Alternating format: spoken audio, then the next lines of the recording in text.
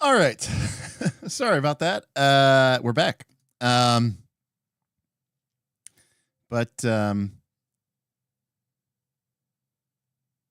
that was fun times. Anyways, so maybe we lost everybody there. It's totally fine. But unfortunately, a combination of, nowadays your computers just decide, hey, you know what, we're going to be doing all these background processes and start using up 100% of your CPU usage and GPU usage while you're trying to do something else. You'd think you'd be able to like stop that or pause that, but it's fine.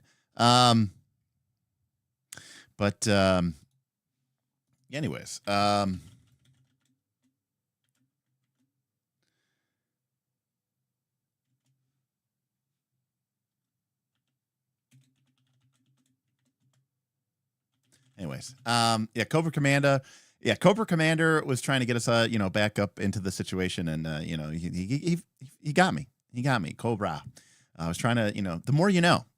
But no, as I was saying, regardless, I built this machine back in 2018, so it's coming up here on 7 years old. So it may be time. It may be time to try to start looking to build a new one, especially before GPUs and other pieces of tech are like, I don't know, 50% more expensive, right? So try to get that done now, although they're already insanely expensive. But anyways, Damian Williams with $2 super chat says, yo, Joe. So now it's time for a bit of a confession. And apparently I did not have my thing on. Let's get that set up. Apparently this is now time for a bit of a confession, which is that I was not the hugest, I was not the biggest G.I. Joe fan growing up. I didn't really watch the cartoons. I mean, it was a little bit. I wasn't really into the lore. I wasn't like super into, it was too modern. I liked fantasy. I liked sci-fi. I didn't really like whatever G.I. Joe represented. And I remember that my friend, he was really into G.I. Joe. He had this big G.I. Joe playset. There was maybe it was like a big G.I. Joe space shuttle, maybe. That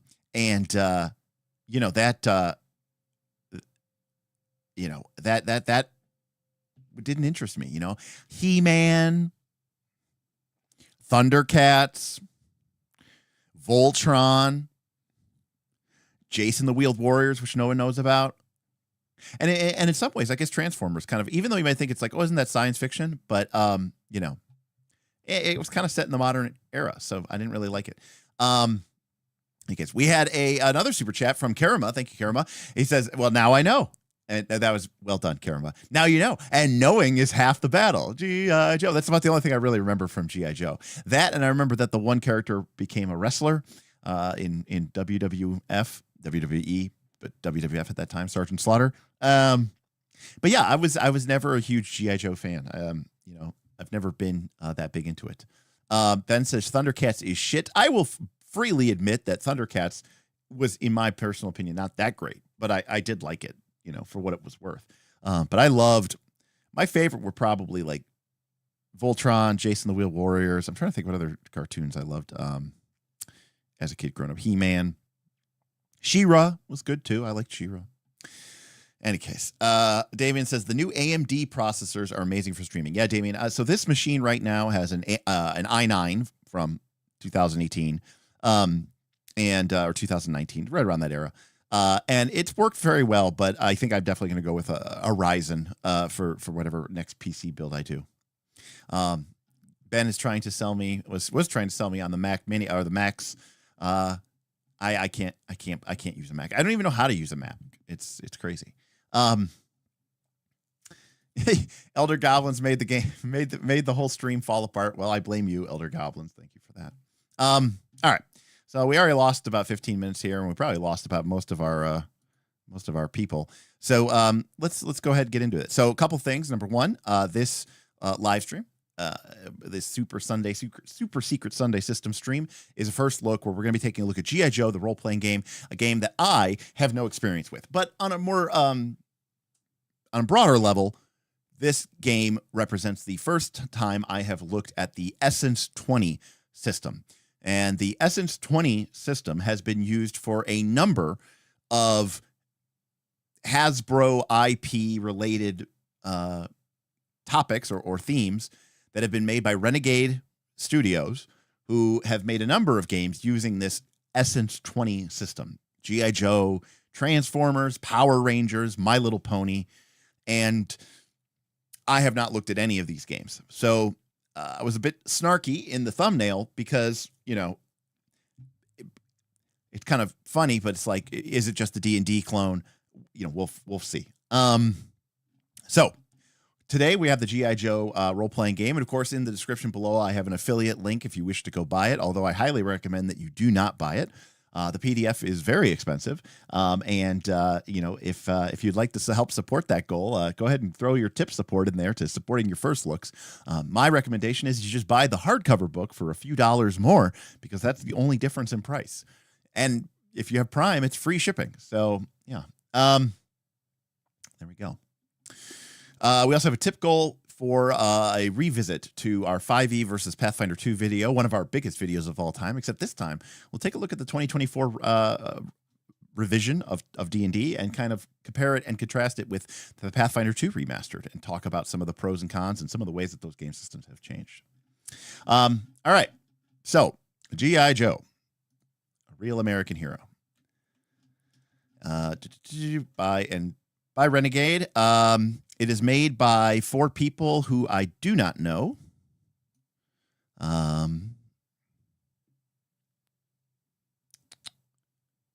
Maybe I should. Should I know any of these people? Have they designed anything that I would be aware of? Let's see here. Ryan.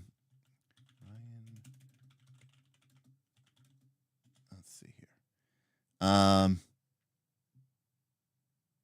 Let's see here. Ryan Costello apparently did some random stuff for Pathfinder over the years. Maybe some 3.5 stuff, random stuff. Let's see here. Yeah, it looks like he's just done some minor stuff here and there. Ben Heisler, Paige, Alyssa Teague. Let's see here. Let's take a look at her. All right. Well, she's worked on over 100 published card and board games. But she looks like she's some sort of fantasy pinup girl also. Anyways, that's who made the game. Over at Renegade. G.I. Joe. And of course, one of the things, again, I can't help but be, you know, like, how does this IP work? Like, you know, how does this system work where, you know, Hasbro's been doing this thing now where they're taking other IPs and they're sticking them on there, and is there a license involved, and you know, why are these things so expensive? It's crazy. So they got a foreword by Luke Gygax, who I got to meet at Gen Con. That was pretty cool. I'm sure they paid him nicely for this. Of course, Luke Gygax he just retired, I think, but he was in the Army for like 20 years, 25 years. So it's kind of nice little endorsement from him. All right, here we go. Big book, by the way. It's 339 pages. Looks like it includes a mission and an adventure, something about threats. Lollipop. With this tip. Lollipop. You know what? You just reminded me. Like, everything is all screwed up now. I got to turn my tip chat back on. That got deleted when everything went to hell.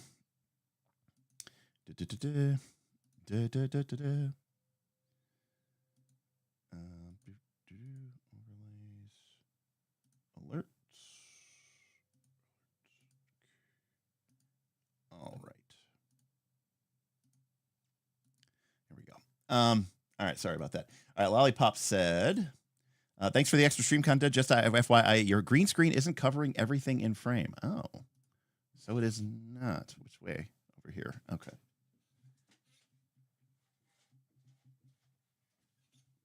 There we go. Okay. That would have bothered me too. So Good on you. So thank you, Lollipop. Thank you, Lollipop, for that. All right. Let's see here. Ben says the designer of this game, Ryan Costello, is a huge G.I. Joe and wrestling fan. Okay.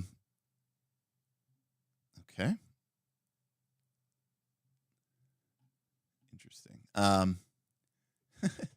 Okay. Ben says no, it's not an M4. It's I need a Mac Studio. Yeah. Well, how much will that cost? $5,000 and never be upgradable. Let's see here. Let's see here.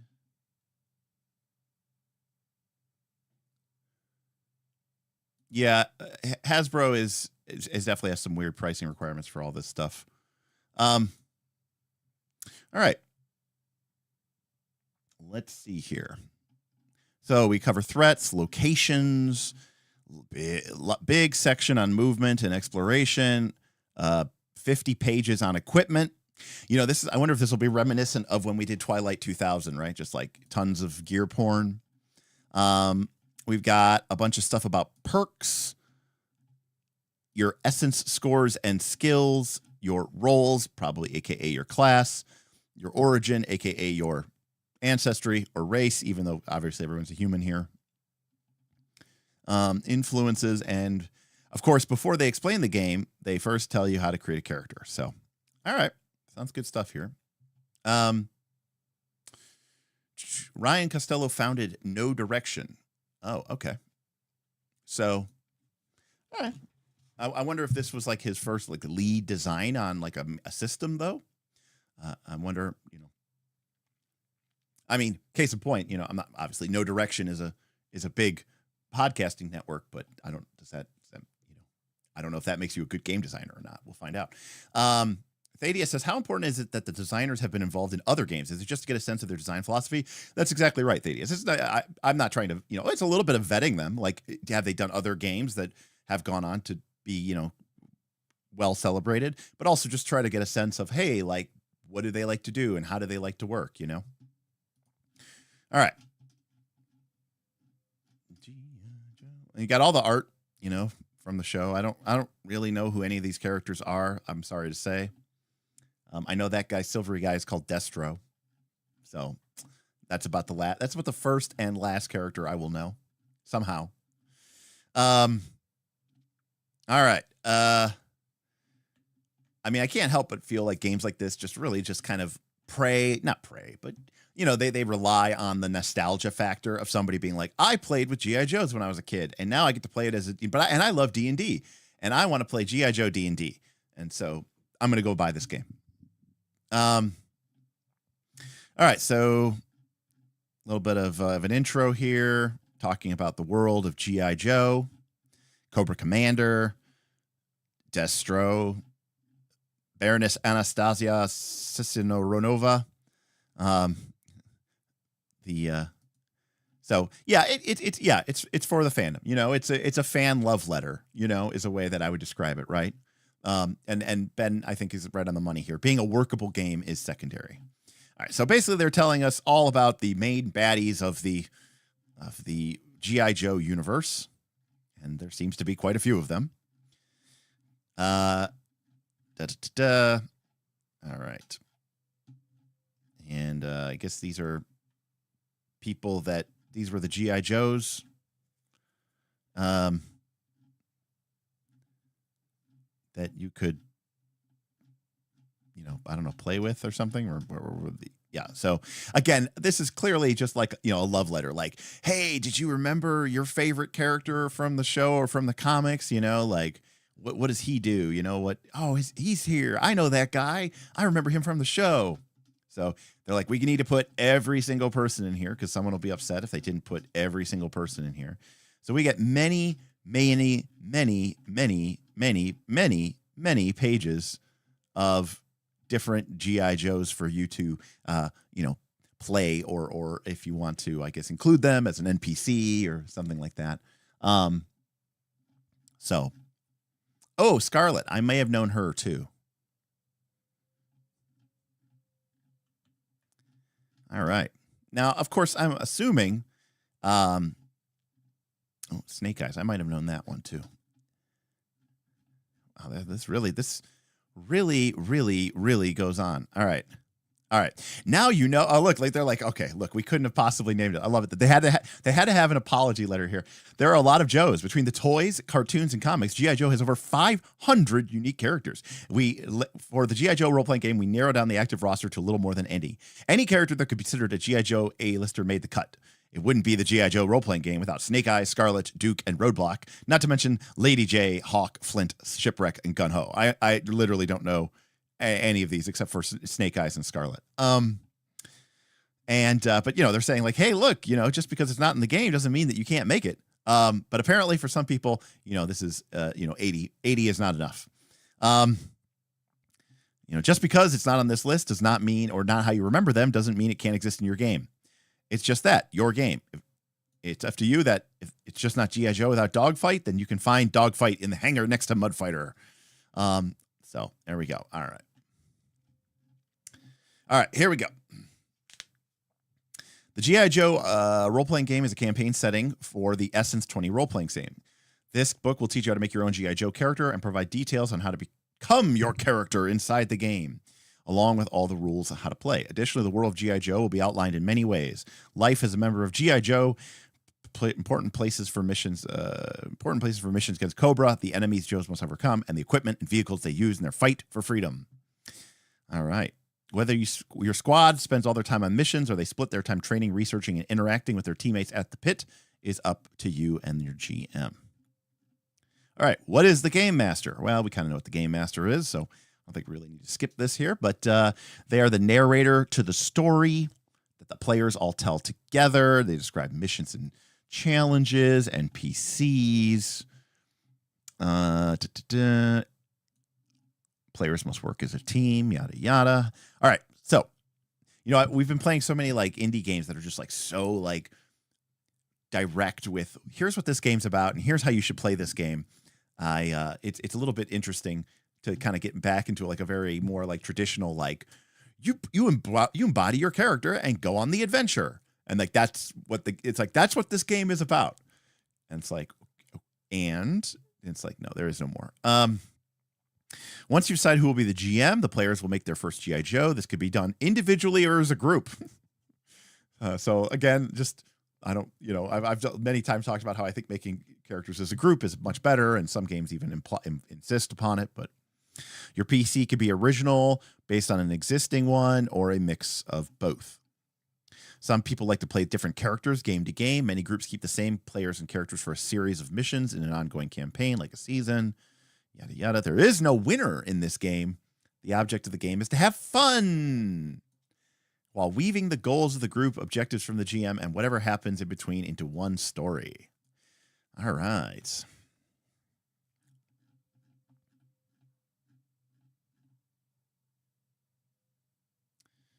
Okay. Making a real American hero. In fact, the closest we ever got to G.I. Joe in an RPG was the second season of our Lake Erie League comic book series, which we used Masterminds for. And Smith's character was named Joe Armstrong, the American Ninja. And he was based basically on all these like 80s action hero tropes, along with very clearly the character from the American Ninja. But there was definitely some G.I. Joe-isms there about I think when he made Joe Armstrong for Fate, one of his aspects was real American hero, I think. Anyways. All right. So step 0, discuss with the GM, get your character concept, set your starting essences, select influences, origin, role, describe your character, form your squad. Okay. Let's see here. This section refers to character sheet. So let's go ahead and take a look at that character sheet. Here we go. So here's the character sheet. Unfortunately, I believe I downloaded the lower res quality sheet. So I think that's why this thing kind of looks like ass. Because it was quite a big file and I didn't want to tax my computer any more than I already had to. but apparently this is truly low resolution and is not capable of creating clear things. So let's download the medium resolution. They have a low resolution file for 40 megs, a medium resolution for 60, and a high resolution file for 134 megabytes. All right, let's see if we can do a little bit better there. All right. Looks like medium will do. All right, so here's our character sheet.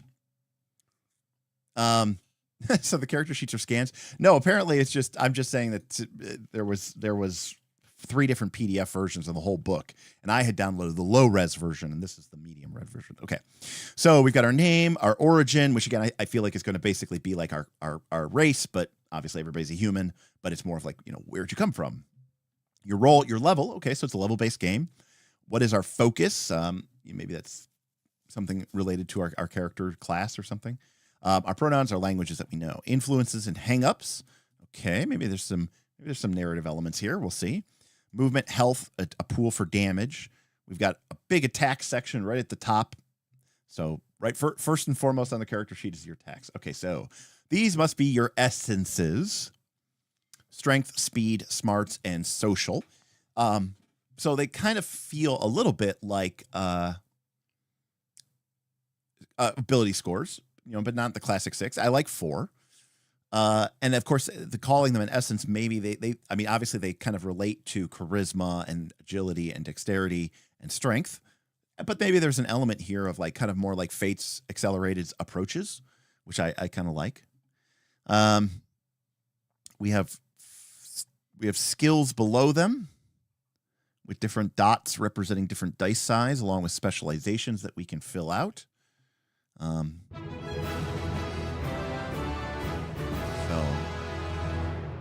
Yes, a lot of S's. Hey, Sunhawk. $50. Hey, well, at there we work, go. so can't watch now, but hope everyone enjoys. Thank you, Sunhawk. Sunhawk, thank you very much for that generous tip. Sunhawk was what kicked us off on this first look. So, Sunhawk, thank you very, very, very much for that. And with that tip, we're almost complete with both of our tip goals tonight. So, thank you very much for that, Sunhawk. I hope you enjoy. By the way, Sunhawk, don't be confused. If it seems like it's a little abrupt, we had some technical issues at the beginning of the stream, but we're back on top. We're back on target. But thank you very, very, very, very much, Sunhawk. I really, really appreciate it. And thank you for continuing to support this channel. You've been amazing. Thank you. All right. So we got a bunch of skills. Wow, this takes up like the rest of the page. So all the skills are written here. Each one has room for 3 specializations. They all seem to follow the same basic thing, except for conditioning and initiative, which either you have or you don't have. All right. And on the back of our character sheet, we have information for our armor, our weapons, our gear, some basic notes, and our perks, which probably are going to be like feats, I imagine. So it's hard to tell from the get-go. I don't know. I don't know if this just looks like a D20 clone, but they call it Essence 20, so I'm assuming a D20 has to be involved in there somewhere at some point in time, right? All right, let's go back to character creation then, and let's talk about making a real American hero. Trevco wants to know, does this suffer from the same problem as the Marvel RPG? If I'm playing this game, I want to play as my favorite Joe. Well, it seems to say that basically you can make your G.I. Joe. You can have a concept. So here, let's take a look at this. Before you start making selections, talk with your GM and other players about the game you want to play. Have a clear idea of what kind of story you want to tell together has a big impact on the character you want to make. For instance, the kind of character you would bring to an 80s G.I. Joe cartoon nostalgia game would be very different from a character for a gritty, modern G.I. Joe game or a lore-heavy game focused on the struggles of the Arashikage clan that Snake Eyes and Storm Shadow belong to. Chat with the other players and decide. So I think you can basically make your character as much as you want, and you can basically try to carbon copy and clone your favorite G.I. Joe, or you can make your own one. So it does seem like this is a lot more open in that regard than the Marvel RPG. This pre-planning session is commonly referred to as session 0. Okay, and your GM has sections about that. Okay, so all right, character. Who's your character? Character concepts can come from a million sources. G.I. Joe action figures famously included file cards that summed up a character's abilities and personalities in a couple of paragraphs. We learned that Ace wasn't just a great pilot, he was a great poker player. Or that Deep Six became a deep sea diver because he was so antisocial, the bottom of the ocean was the only place he could be alone.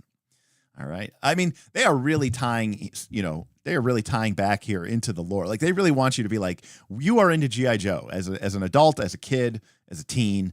And we want you to, really embrace that.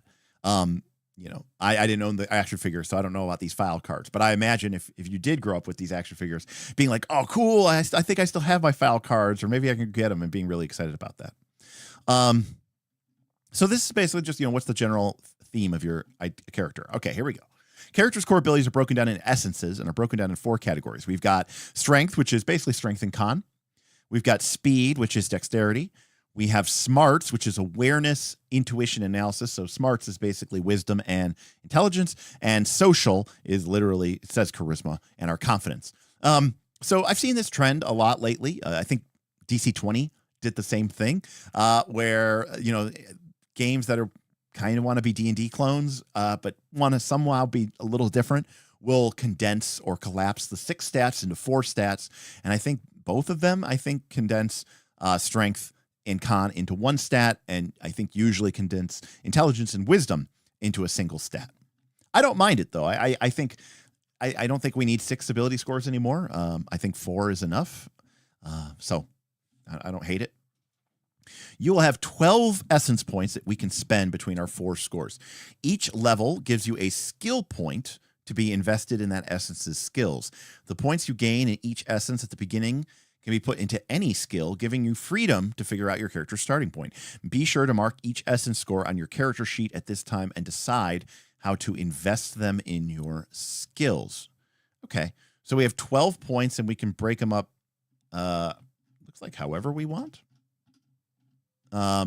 Beowulf says we need at least 7 stats. Yeah, I don't necessarily know that I need 7 stats.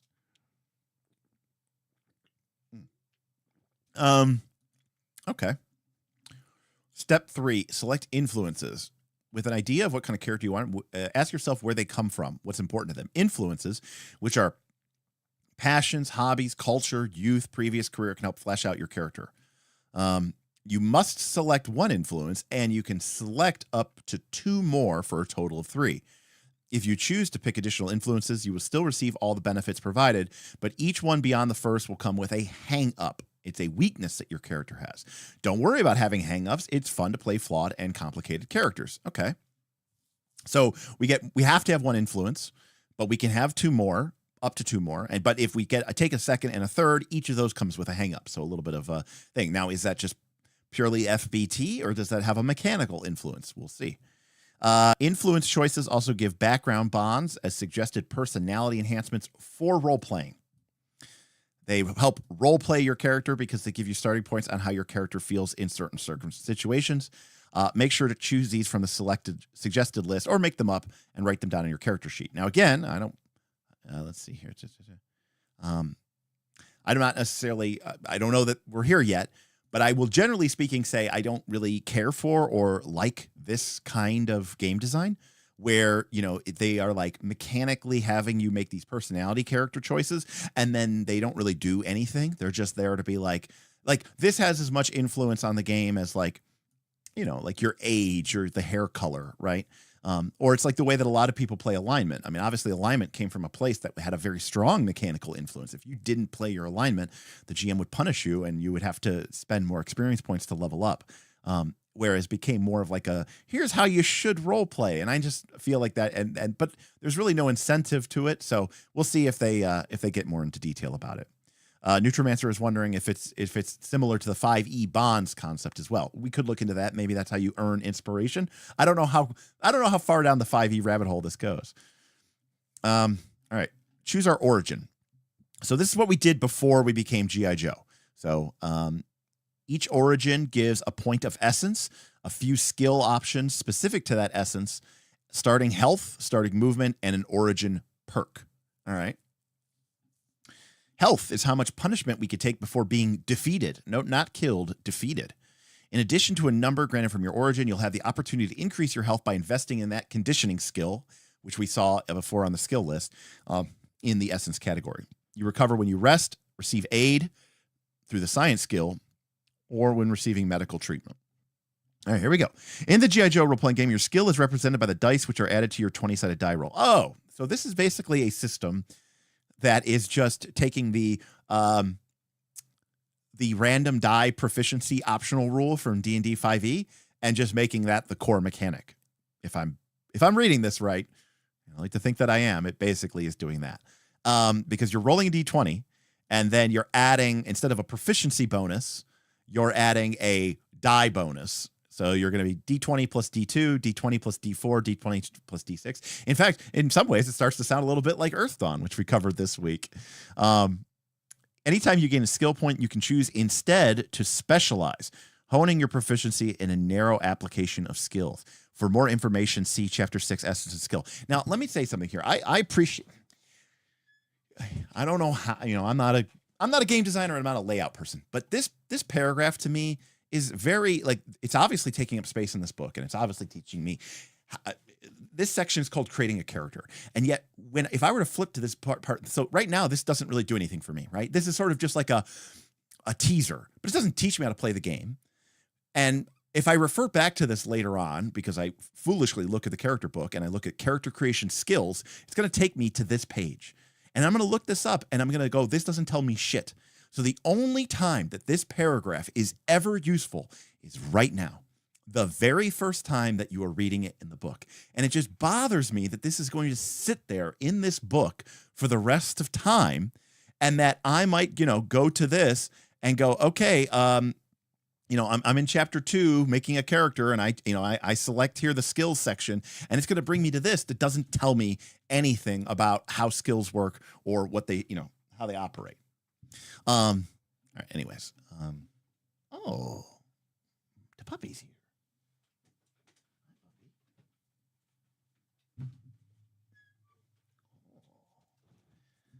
Oh, hello. This is Zeus. This is my old man. Huh. Hi, buddy. What's going on? What's going on? Oh, okay. Now the other dog is super jealous that. Thanks, buddy. All right, I'm going to put you down.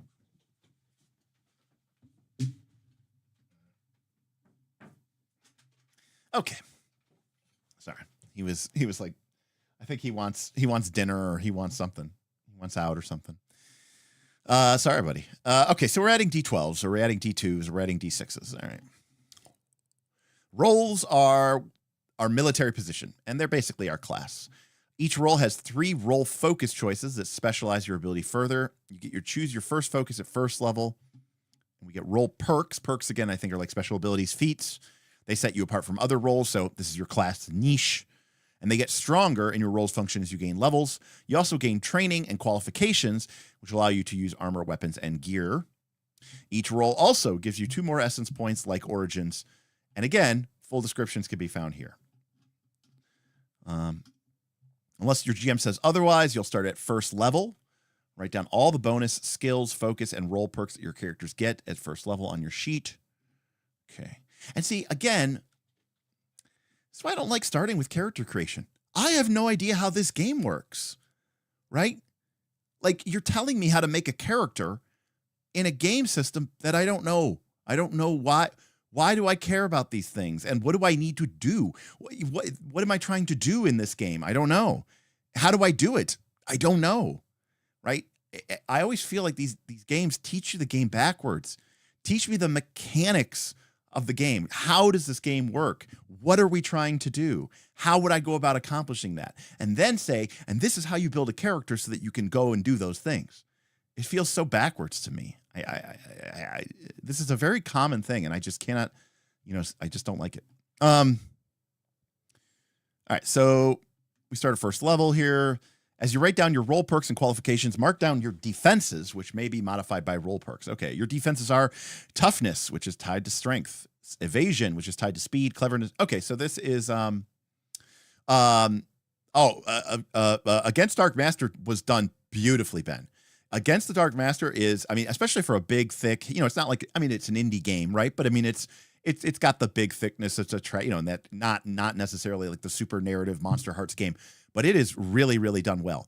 So we've got toughness tied to strength, evasion tied to speed. So this is the same idea as 5e's saving throws, right? Where you have 1 for each attribute, except it's more like 4th edition.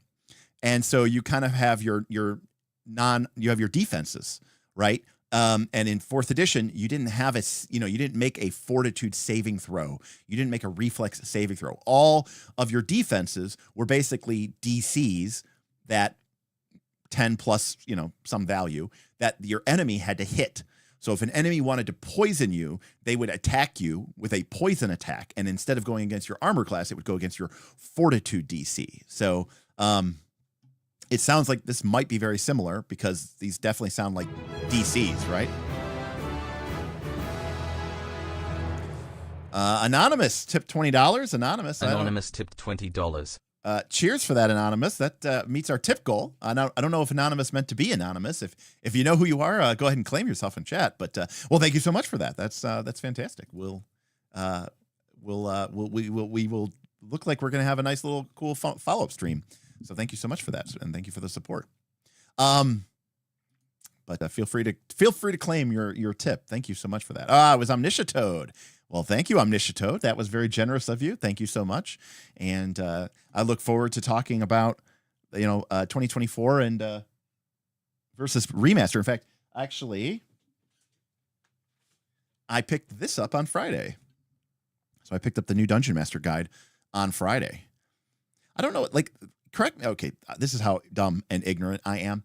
Right. So to be clear, Wizards of the Coast does not make a PDF of this. Correct? Is that correct? They don't make a PDF of this, or of the player's handbook. Is that correct? So there's no way, short of me having a top-down camera rig and opening up this book, there's no way that we could look through this book. Right? Is that right? And if I did flip open this book and I look through it on camera, would they sue me or something? Again, I'm out of the loop on that. If that's the case, it's very stupid, by the way. They only have a digital version on D&D Beyond. Ugh. You guys know how I feel about that. Nexus and Demiplane and all that stuff. All right, then we can describe our character. Let's see here. There are prompts and influences, as well as developments and origins that can paint a better picture of who your character is, what motivates them, who is important to them, what they love, and what they fear. In addition to these role-playing aids, think about what your character looks like. See, again, I know my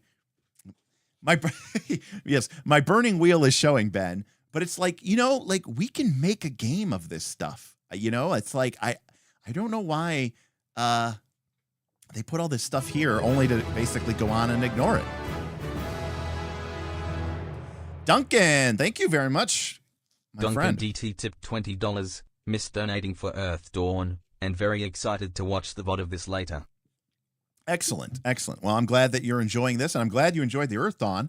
We're doing a second Earth Dawn. There's so much more to talk about. Donnie was besides himself, he was like, oh, I have so much more to talk about. And we have to get into more of the details, and we have to talk about we barely scratched the surface on the talents and the spell casting and the thread magic and the lore. So I'm really looking forward to that. So thanks, Duncan. I'm glad you appreciate it. I'm glad you're going to enjoy the VOD. Thank you so much for your support, and thank you. They give PDFs to creators that glaze them only. Yeah, because I thought somebody had PDF, but I heard they were maybe watermarked or something. I think XP to level 3 was yeah, I've got a PDF, but it's watermarked and blah, blah, blah. So they exist. They just don't want anybody else to have them. Okay. Let's see here. A quick way to come up with a character's description is to use their essence scores to decide what, based on this. Oh, you're soft because you have a low strength, or you're graceful because you have a high speed. Karama is special because Karama works with 5e publications. So you're very special, Karama. Let's see here. And then we get equipment. Don't worry, we'll get gear, but you don't have to buy your gear now and sell or trade it as you go. Every mission starts with equipment requisition. Well, that makes some sense, right? We're in the military, or quasi-military. You'll be provided standard gear or equipment you're qualified to use, anything mission critical, and then you'll have an opportunity to request specific items. All right. Unlimited technology of the universe, and she's using laser-sighted crossbows. Seems kind of silly. Also, where did this arrow fire from? look at the art on this. Okay, she's holding the 2 crossbows. She's shooting them. Note that the way that the additional bolts are stored would basically definitely you'd have to shove one under your arm to reload the other.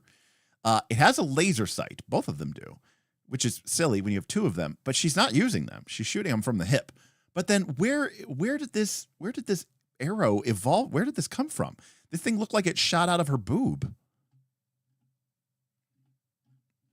That's very strange art.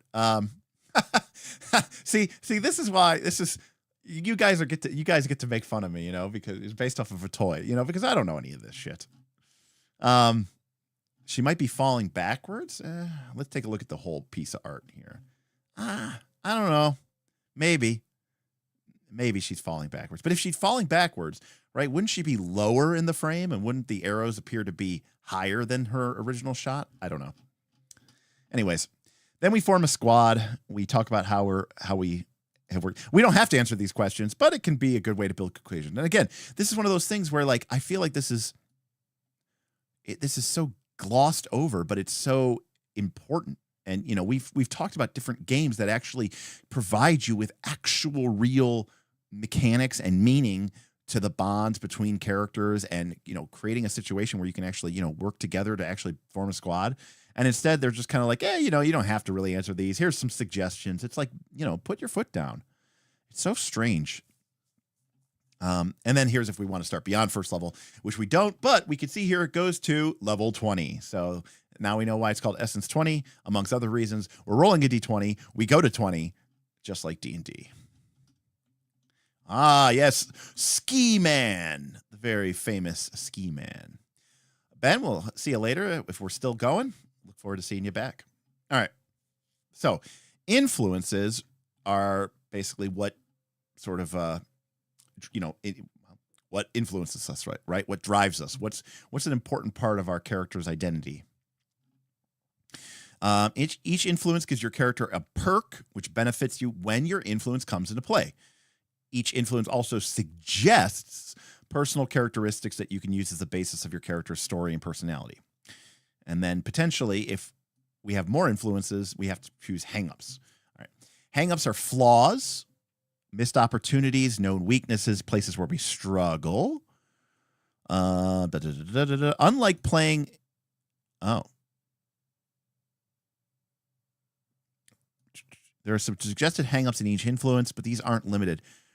Work with your GM. Unlike playing into your character's personality flaws, you do not get a story point when your hangups come into play. Okay. So we still get the influence perk, but we also must pick up a hangup associated with the second or third influence. These aren't limited. We can work with our GM. And unlike playing into your character's personality flaws, you do not get a story point when your hangups come into play. So hangups are not like flaws, bonds, ideals, because we're not getting a story point. And I'm, by the way, assuming the story point is going to be exactly like a hero point and inspiration point, but we'll see if we do that. Okay. Each influence has a selection of background bonds, a mix of benefits and flaws that can quickly help you add flavor and depth to your character. We can have multiple influences. We can customize an influence. All right. So, all right. Yeah, so this is all just like mostly here we go. Okay. So this one of our influences could be adventurer, right? We could be a mountaineer or a wilderness expert. Our perk is we're passionate about exploring new places. Once per scene, when you draw upon your experiences with a short story of your adventures, you gain an edge. I'm going to go out on a limb here, and I'm going to assume that edge means advantage on a smarts or a social test. Hang up. You have a bad case of wanderlust and find suffering staying in one place boring. You suffer a snag, and I'm going to guess that means disadvantages, on social and smarts skills tests when you've been in the same place for more than a few days. So interesting here, by the way, is just the order. You gain an edge on smarts or social. That's the order it goes on your character sheet. And here it says you gain a snag on social and smarts, which is reversed, but it's also not the same as the one above it. So, and with this random background generator, this very much looks like backgrounds from the D&D 5e Player's Handbook. So this is really just like a background more than anything. So we could pick one of these and we basically just get advantage in some places and we get disadvantage in others.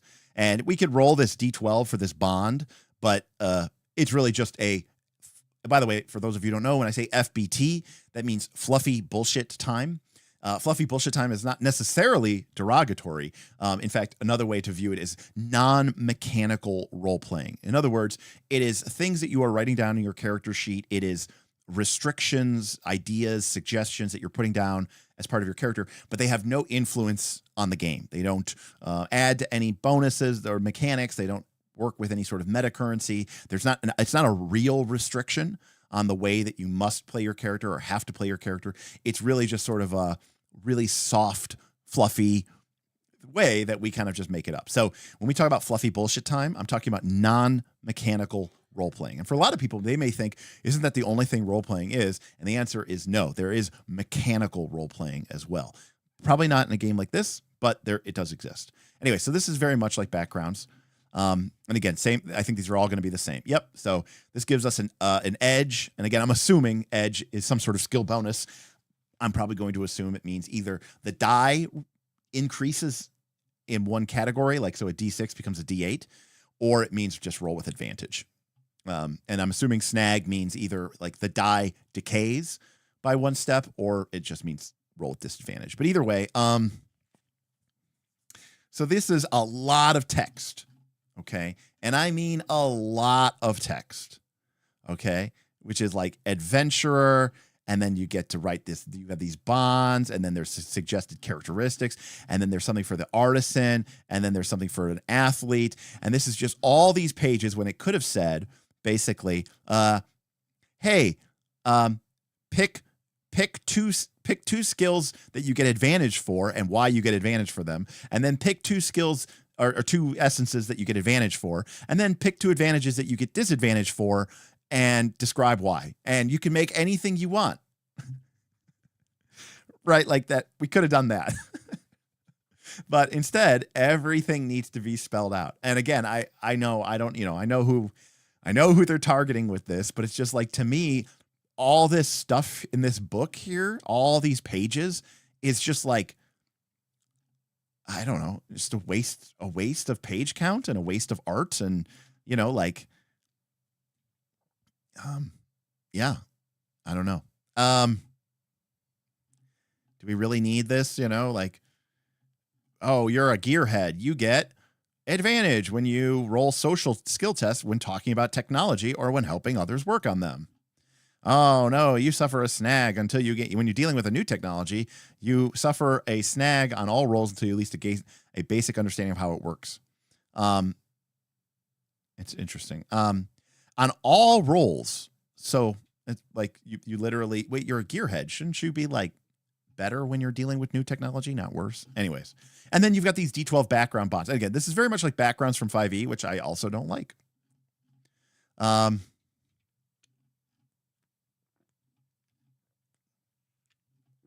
right.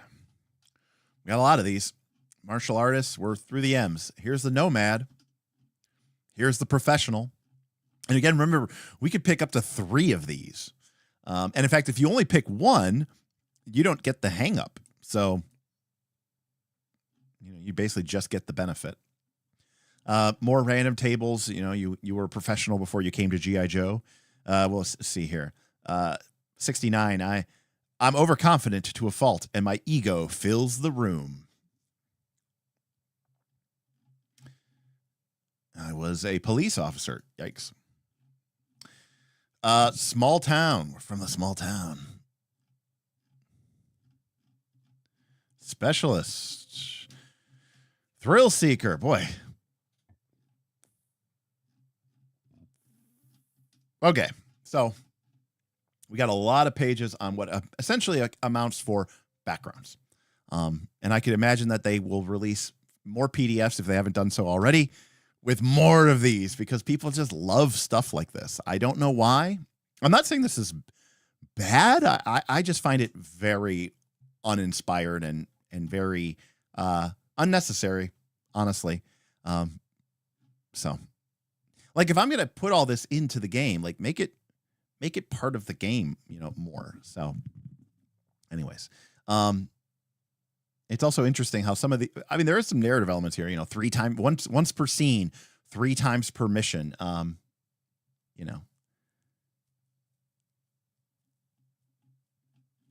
right. So I don't hate it like completely. I just find it mostly unnecessary to be all this information. All right. Origin. So this is, we come from all countries, ancestries, gender identities, walks of life, levels of natural ability, and services. Joe says, yep, there's already a Cobra book, 2 books on factions, and an entire gear book, right? Because 55 pages of gear in the core rulebook wasn't enough. All right. So Origin is basically this versions of what race you are, because not only does it affect your ability scores and skills, but it also gives you information about your character's story. It also asks you questions to help better develop your character and what you've done to be noticed by G.I. Joe. These development sections offer questions as a starting point to enrich your character's story. Again, if you're a fan of this channel, you know that language like this is anathema to me. I don't believe in writing backstories. I don't believe in I don't think that the character development should happen before the game starts. I think character development should happen at the game. That's why we're there. So a lot of this stuff where they're asking you questions and filling out information about your background and where'd you come from and why you're a G.I. Joe and, you grew up on a farm and then I don't like any of that. I really don't. I find it to be pointless, and I find it to be actually counterproductive to what I want out of a gameplay experience. Right. Exactly. All I want is the elevator pitch, and in fact, it could be very generic, it very high level, super high level. All right. Each character benefits from a single origin. Your character's origin benefits and perks remain with them forever. They will never be replaced or changed like influences could be. While it is not unusual for Joes to have experience with multiple origins, only one of those truly defines who you are. So, you don't have to I never did anything but this, but that's basically where you are. All right, so each origin grants 1 essence point to either a single essence or a choice. We immediately grant a skill point as per usual, right? So for every essence we get a skill point, but the origin dictates where it goes. Based on the skill. It also determines our starting health. Basically, again, kind of like our like a Pathfinder 2 ancestry, right? Pathfinder 2, you're a dwarf, you start with 10 health. Oh, you're an elf, you start with 6. It determines our movement, which doesn't really make any sense, but whatever. Daniel says, as much as I don't feel a need for all the options, I have played with people who actually need them. Daniel, absolutely agree with you. Remember, this isn't a review. I haven't played this game. This is merely my first reactions. And, part of the reason that people watch this show is because they are interested in my thoughts. And I understand that there's a value for this. I just think it's a very limited window. And more so than that, I just feel like there's a missed opportunity there, for people to be investing in this elements and then to have it mostly just be, fluff and story to help them understand how to role play their character. And I just think that is I don't know. It's just a very weird, mindset. If left to their own devices, they often just come up with carbon copies of characters from existing works. Well, Daniel, I think you also brings up an interesting point, which is when 5e came out, okay, back in 2014, I thought that, I wasn't playing 5e. I was playing other games, and we played it and we didn't like it. So, we went on to play other things. But I thought, wow, this is going to be a revolution. The new generation of D&D players, right, are going to be more narrative than ever. Look at this. Look at all these, prompts for background and role playing, like the ideals, the flaws, the bonds, and how you have to play to those to earn inspiration. And it wasn't until many years later when I started this channel that I learned that from my patrons, from commenters, and even from the wider internet, like most people ignore that, and most people don't play to that anyways, and most people just kind of muck around and do whatever. And I thought, wow, what a missed opportunity. Like 5e tried to create these sort of integrated mechanical, concepts tied to the way that you play your character and the way that the story and the narrative are unfolding in terms of your character's development. And most people choose to ignore that in replace of, as Nutrimancer says here, I like what you did. Here's an inspiration point 99% of the time. Now, to be clear, there's nothing wrong with that, right? But what gets rewarded gets repeated. And, you know, this behavior of awarding inspiration points for I like what you did there can feel very arbitrary. And more importantly than that, it basically says it teaches players to play in a certain type of way rather than try to play their character in a certain type of way. Anyways, so we start with some languages and we get a perk for being our origin. All right. So we could be from the army. And that gives us speed and strength +1. If our origin trained you one of the following, our skill training must be in the essence of either athletics, conditioning, targeting, or initiative. So again, going back to our character sheet, right? We start with, 6 points, 7 points or something to put between strength, speed, smarts, and social. This is going to give us, if we choose army as our origin, we get another point into strength and speed. And for each point that we have in strength or speed or smarts, we get to mark either one of these increasing dots or we get to mark a specialization.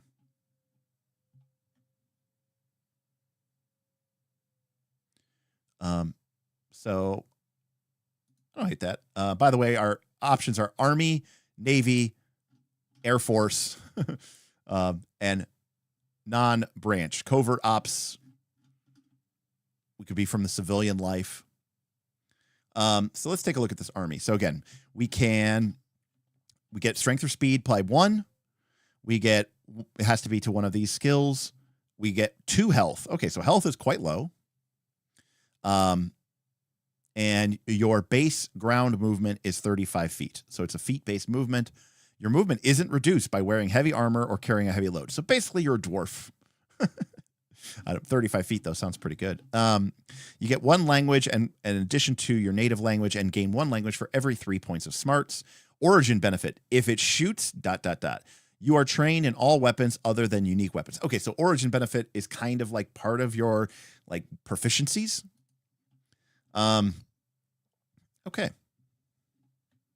And again, this is all just kind of background information, right? None of this is mechanical. It really is just sort of, you know, more filling you information about how the army works. So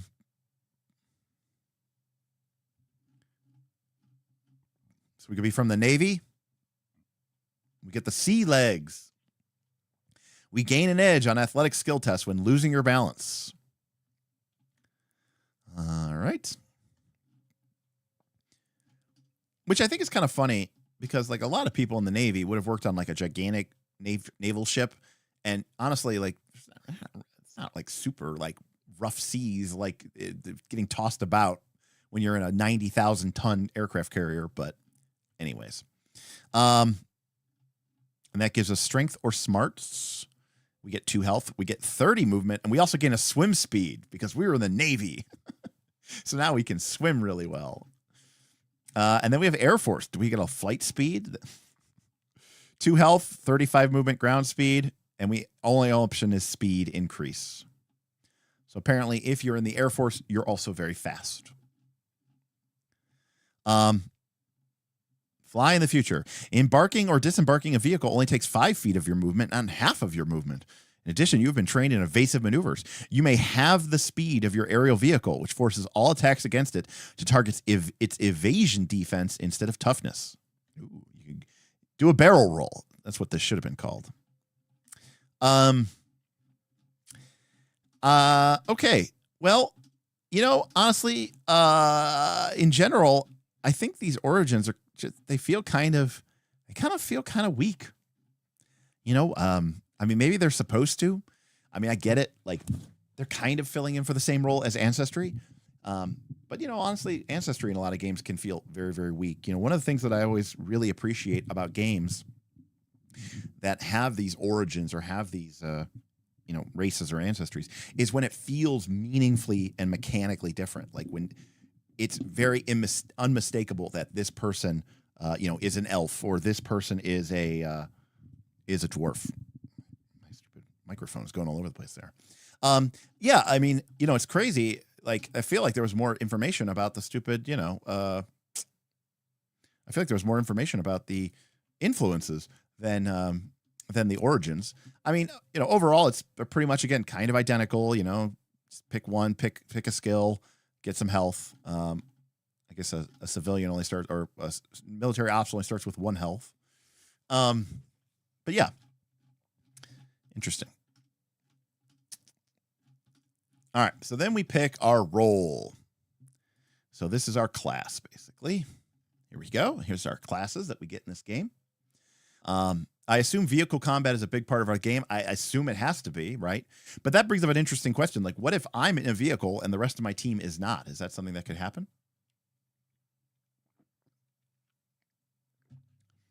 All right. So we have a commando, a shadow operative who specializes in infiltration, deception, and catching target off guards. Okay, so rogue. We have infantry, the backbone of a military unit, quintessential soldiers who regard the battlefield with gallantry and tenacity. Got it. We got our tank. We got our fighter. We've got the officer, leaders on the battlefield, tacticians off of it, always focused on those in charge and the objectives they must fill. Got it. Warlord. Ranger, dangerous warriors who excel in the environment of their expertise and learn to apply their training outside of their element. Got it. Ranger. Renegade, loose units as tough and dangerous as a runaway train. Misfits, recruited to Joe so Cobra doesn't get them first. Barbarian? Technician, savvy experts in their field and equipment specialists, supporting their teammates or turning themselves into war machines.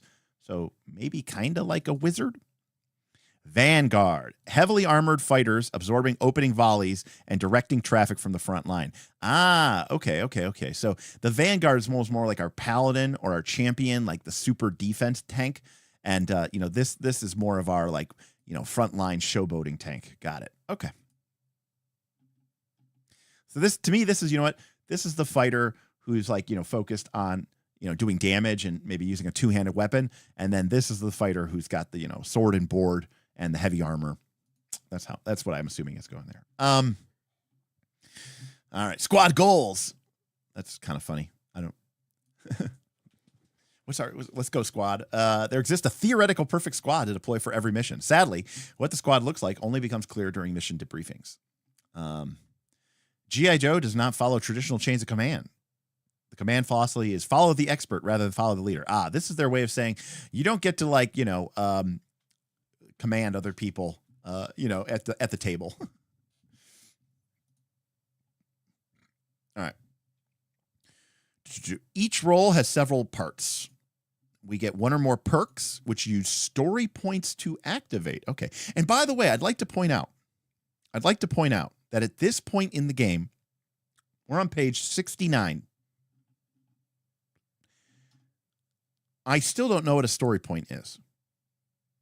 And this is the kind of thing I'm talking about, where it's like, you want me to read your game, but,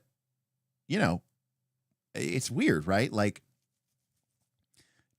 maybe at the beginning of the game, you should be like, hey, there's some terms that you should be familiar with. When you see that these things require story points, you should be aware of what a story point is before you try to make a character. Anyways, we get training in 2 essences and role skills, in which the skill points granted from these essences must be increased. So very similar to our origin, except now we get 2. We get additional equipment training and qualification, aka more proficiencies, and a selection of benefits shared by all members of G.I. Joe, and a choice of 1 of 3 role focuses that helps refine your character, aka, I'm guessing this means subclass. That's what I'm reading that as, but we'll see. All right. Damien said, those are the only classes, no bloat per book. I mean, that's fine in theory, but, by the way, you say that, but you could very easily add another role. I mean, it's not like it's a hard and fast rule. Like, the game wouldn't work if they suddenly put in a new role. I mean, they may have covered a lot of bases with this, but I mean, to be fair, I don't really like that kind of bloat either. But let's take a look what a commando can do. So this is our sneaky damage dealy rogue. All right, so here's our 20 level box of progression. Perks are indeed basically, there's sneak attack. I mean, this thing is basically literally just a rogue.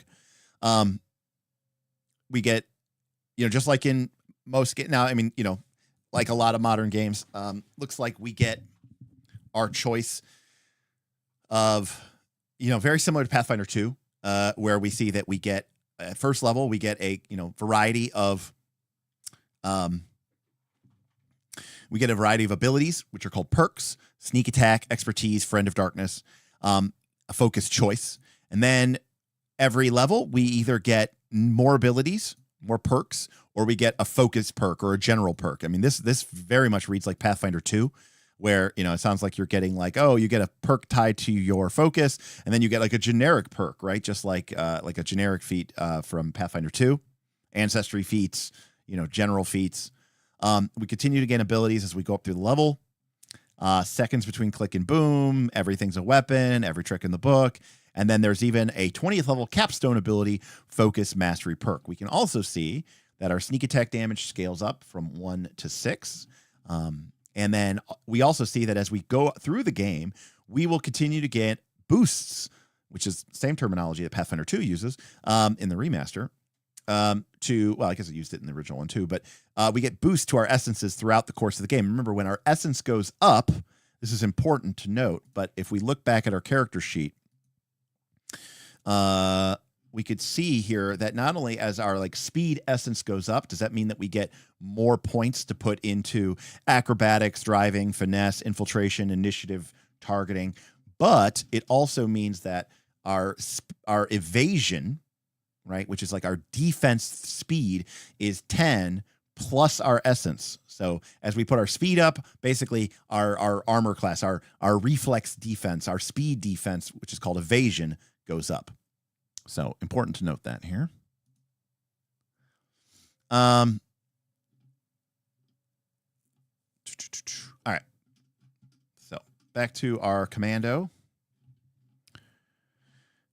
Okay. So again, obviously this is, very much designed so that people who are playing D&D can easily cross over, or D20 can easily cross over and play that. However, on the basis of looking at it for what it is, I don't hate this. You get to make a lot of character choices. A lot of your boosts and stuff are baked in, but certain classes are going to progress faster in certain essences than others. I'm assuming it's all fairly well balanced. But by and large, it looks like it's very similar in that respect to a D&D or even a Pathfinder 2. All right. So, starting role perks. All commandos gain the following perk: be a hero. All warfare is deception. Wait, what's the name of the perk? Okay. All warfare is deception. Does that not say that? That's interesting. It says that it's not listed in the perk of commando, but then it says all commandos gain the following perks. Anyways, all warfare is deception. Once per scene, after making a deception or stealth roll skill test, you may re-roll all your skill dice and take the new result. So you get one free re-roll for deception or stealth per scene. Increase your speed by 1 and your social by 1. You get an additional essence increase based on your focus as detailed below. Speed and social by 1. See, that's confusing, right? Because that's what this table is giving us. But I mean, obviously the speed and social here are 1 because they're on this table, but then it's also written here, and I could see people getting that messed up. Gain 1 rank in 2 skills from the following: acrobatics, infiltration, deception, or streetwise. These have to be from the essences that you took as your increase. But again, that's just the generic way that that kind of works. We are trained in light armor and qualified in tactical armor. We get grenades, finesse, and silent weapons, and we are qualified in submachine guns. And now again, we do not really know what trained means, and we do not know what qualified means, because this game has not taught us what that means yet. But they want us to make a character, even though we don't know anything about how the game works. Seems kind of backwards. Yo Joe. Every member of G.I. Joe gets the following benefits: +1 health, standard issue equipment, and qualified with all standard land, sea, and air vehicles. So there you go. Everybody can use that. All right. And apparently everybody gets this ability. As a brave member of G.I. Joe, you fearlessly charge into battle. In the first round of combat, if your first action is a move action, you get to move 10 extra feet. That's kind of funny. Very emulationist. All right, here's our sneak attack. Once per turn, if we're using a silent weapon to attack a target within 20 feet, and you have an edge on the attack or an ally within 20 feet of the target, so this is quite literally sneak attack. You deal additional damage once per turn. So, this is very much a 5e clone here. Choose 2 skills. You're an expert in each, gaining Arrow 2. Now, you have been flipping through this book with me. I don't think we've ever seen this before. And I can guess, because I own hundreds of RPGs, what this means. But at no point and at no time does this ever tell us what this means. You choose 2 more at 7th level. You're a friend of darkness. You may attempt a Diff 10 alertness skill test to see in the dark 30 feet as if it was dim light. And again, I can guess that means DC 10 alertness skill test, difficulty 10, DC 10, maybe. But again, it seems kind of crazy that you're teaching people this game or asking them to make characters and using these language and terms that they don't know yet. There she is again with that hand crossbow. And we can choose a focus. And again, these are literally subclasses. We can be an infiltrator, a sniper, or a spy. Our focus grants us additional benefits or improves our existing commando benefits. And we get these at 1st, 3rd, 6th, 10th, 17th, and 20th. Additionally, we pick up Think Fast. We can use deception or initiative. Deception or infiltration in place of our initiative. Mobility, once per turn, you can now sprint or hide as a free action. So literally, mobility is like, the thief's bonus action to disengage, dash, or hide. Basically what this is. Obviously, this game's like, well, no, we don't have bonus actions. It's like, you just do it as a free action. But this is like literally the 5e rogue. At 4th level, 8th, 12th, 16th, and 9th, we get a general perk, which is basically just like a general feat from a generic list that everybody can pull from. At 5th level, we can make a special attack to incapacitate enemies as a standard action. Using both hands, make an unarmed might or finesse attack against the toughness of a living target who is surprised or not in combat and unaware of your presence. If you are successful and the target's threat level is no higher than your level, you deal no damage to them, but inflict the restrain condition on them and knock them unconscious for 1d4 minutes. So basically, you have a way to take people out without having to go to combat. Because God forbid, you could just do that. We need a mechanical ability to do that, because otherwise that won't work. Just to graze. Once per turn, you can reduce the damage against you from an attack to 1. Not bad. First strike. You have edge on attacks against people who have not yet acted in combat. Is that Pathfinder 2 or is that 5th edition that does that? I can't remember. I think it's Pathfinder 2, right? Rogues in Pathfinder 2, right? Don't they have combat advantage against whatever it's. Did they change that in the remaster? I don't remember what they changed it to. The 4th edition, it's called Combat Edition. Thing. Oh, yeah, Assassins. You're right. I'm thinking of 5e. I'm thinking of a 5e Assassin. Yep, you're right. Well, now everybody gets that. All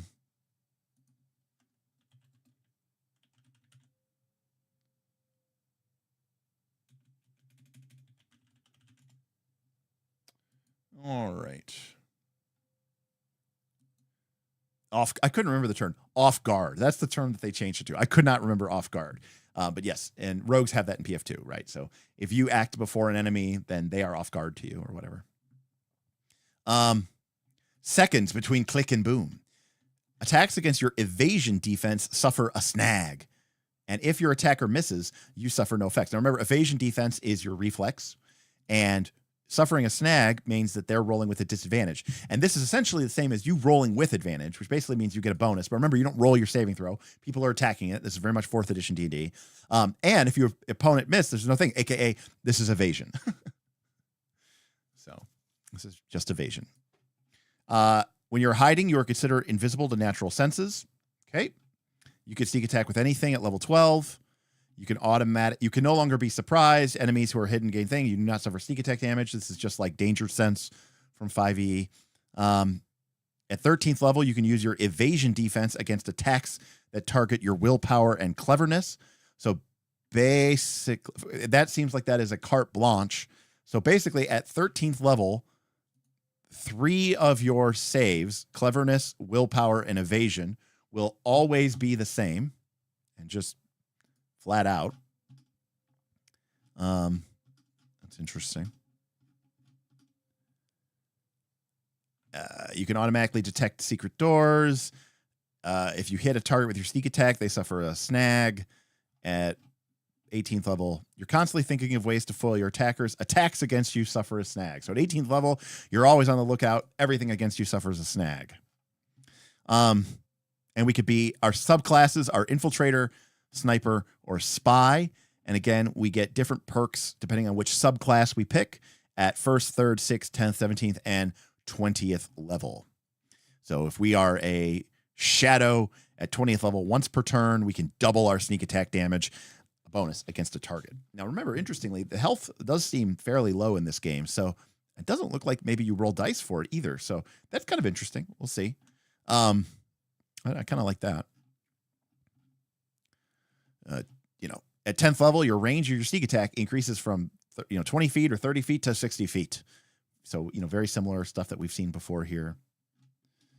Each subclass gets its own page. Kill shot. When making a range attack with a sniper weapon, when you have edge, you may roll a 3rd d20. Well, I guess that answers our question about what edge does. And choose the highest among them. Additionally, you may choose any die in your targeting skill pool to roll again and choose which die to use for the result. And again, we still don't officially actually know how to make skill tests yet. We're just guessing. And then we have a spy, which for some odd reason doesn't get its own page. Everything else gets, look, infiltrator, 1 page.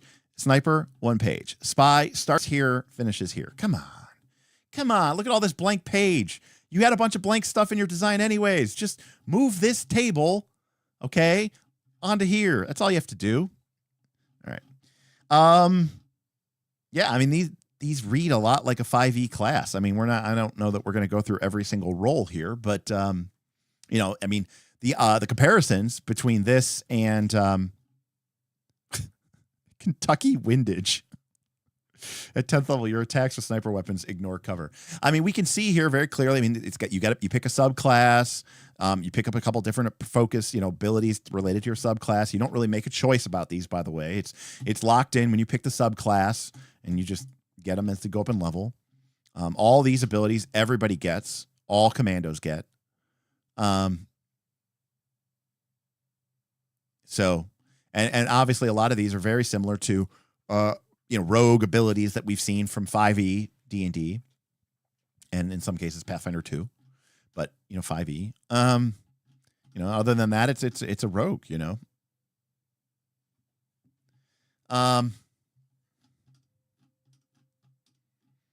So yeah, I don't know that I love this. I don't know that I hate it. I mean, it is what it is. I find it to be fairly boring. Like, I don't feel like there's a ton of choices here. Obviously, we get these, general perks, and focus perks, but yeah.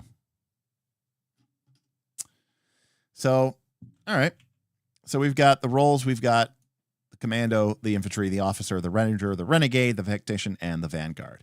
And finally, so now we're going to get to chapter 6, essence, scores, and skills. Maybe they'll actually teach us how to play the game now. Maybe. That's cool art again. I do kind of like that one.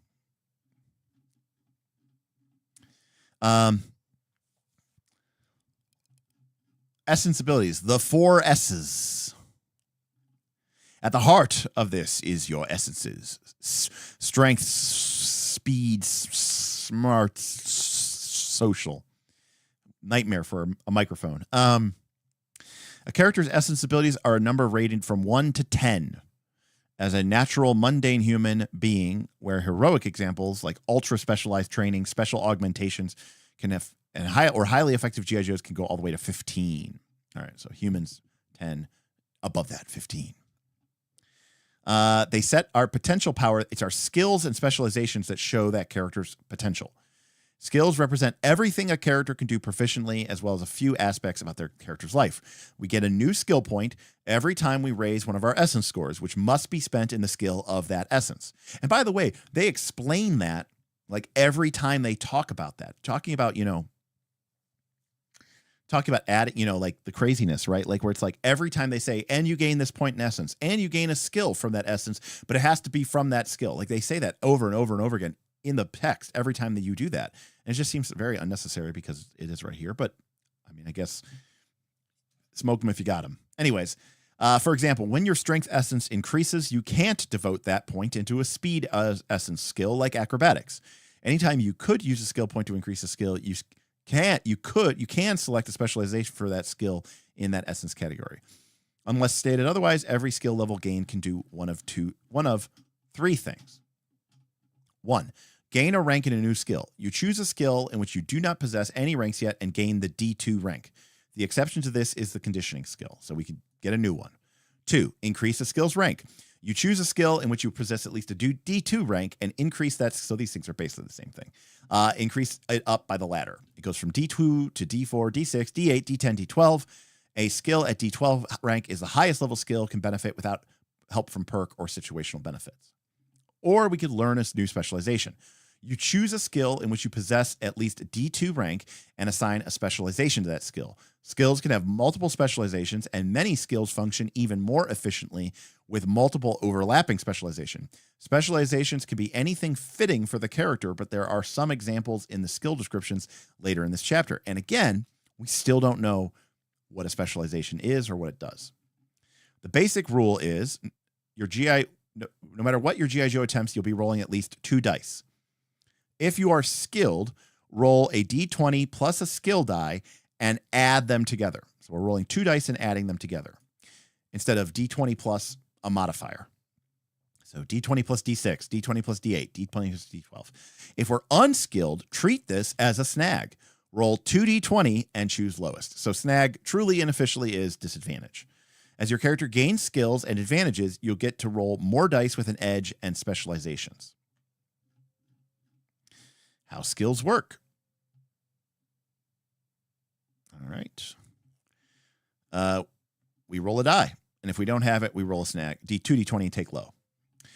Further defining what a character is especially good at, most skills have specialization. These show a particular area of expertise with that skill, allowing us to roll even more dice with their specialization comes into play. Specializations are available for most skills and are open-ended, although this chapter suggests a few more for each skill that may come into play more often. Skill specializations in vehicle and threat stat blocks are indicated with an asterisk, such as acrobatics, gymnastics, plus D6. Again, still not really telling us what they do. Apparently, it just lets us roll more dice. All right. If you have multiple specializations that overlap, describe how you do so in your action. Using them in conjunction grants synergy bonuses at your GM's discretion, such as positive dice shifts or gaining an edge. Okay. All right, strength, athletics. Am I crazy here? Do they still really not explain what the skill specialization fucking does? Holy shit. So strength is our first essence. It covers our base toughness defense, which is basically like our AC. We could have, and of course, if we look at our character sheet, we can see, like here's our strength. And we've got athletics, brawn, conditioning, intimidation, might. So there's 1, 2, 3, 4, 5. I'm guessing, conditioning obviously probably adds our hit points, right? Very weird. Okay.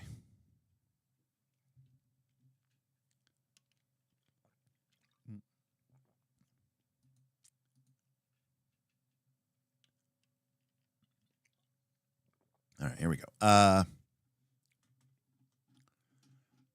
So athletics is just, it's running, jumping, swimming, climbing, but we can specialize by spending one of our points to put, specialization for athletics of climbing or running or sports activity.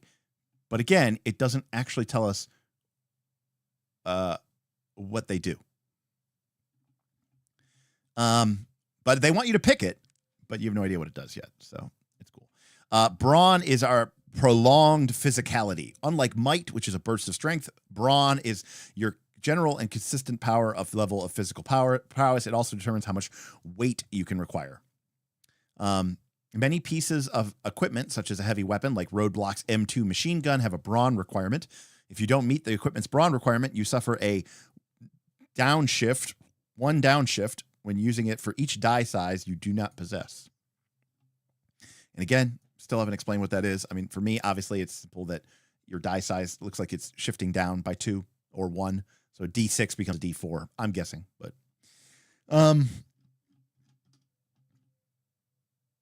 all right. If we are at D8, we can carry our body weight. If we're at D6, we can carry 75% of our body weight. If we've a D12, we can carry double our body weight. Conditioning gives us more health. All right. Might is for melee combat, pushing, shoving people around. Intimidation is for threatening physical harm. I do like that intimidation is under might. I think that's cool.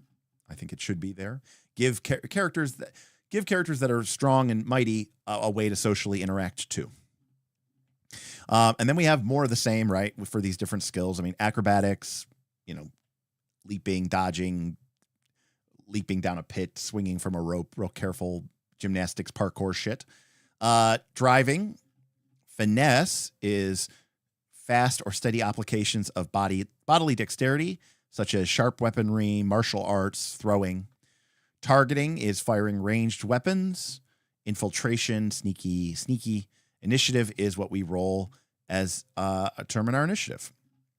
Smarts. We got alertness, culture, science, survival, technology. And then social, we have animal handling, deception, persuasion, performance, and streetwise. All right.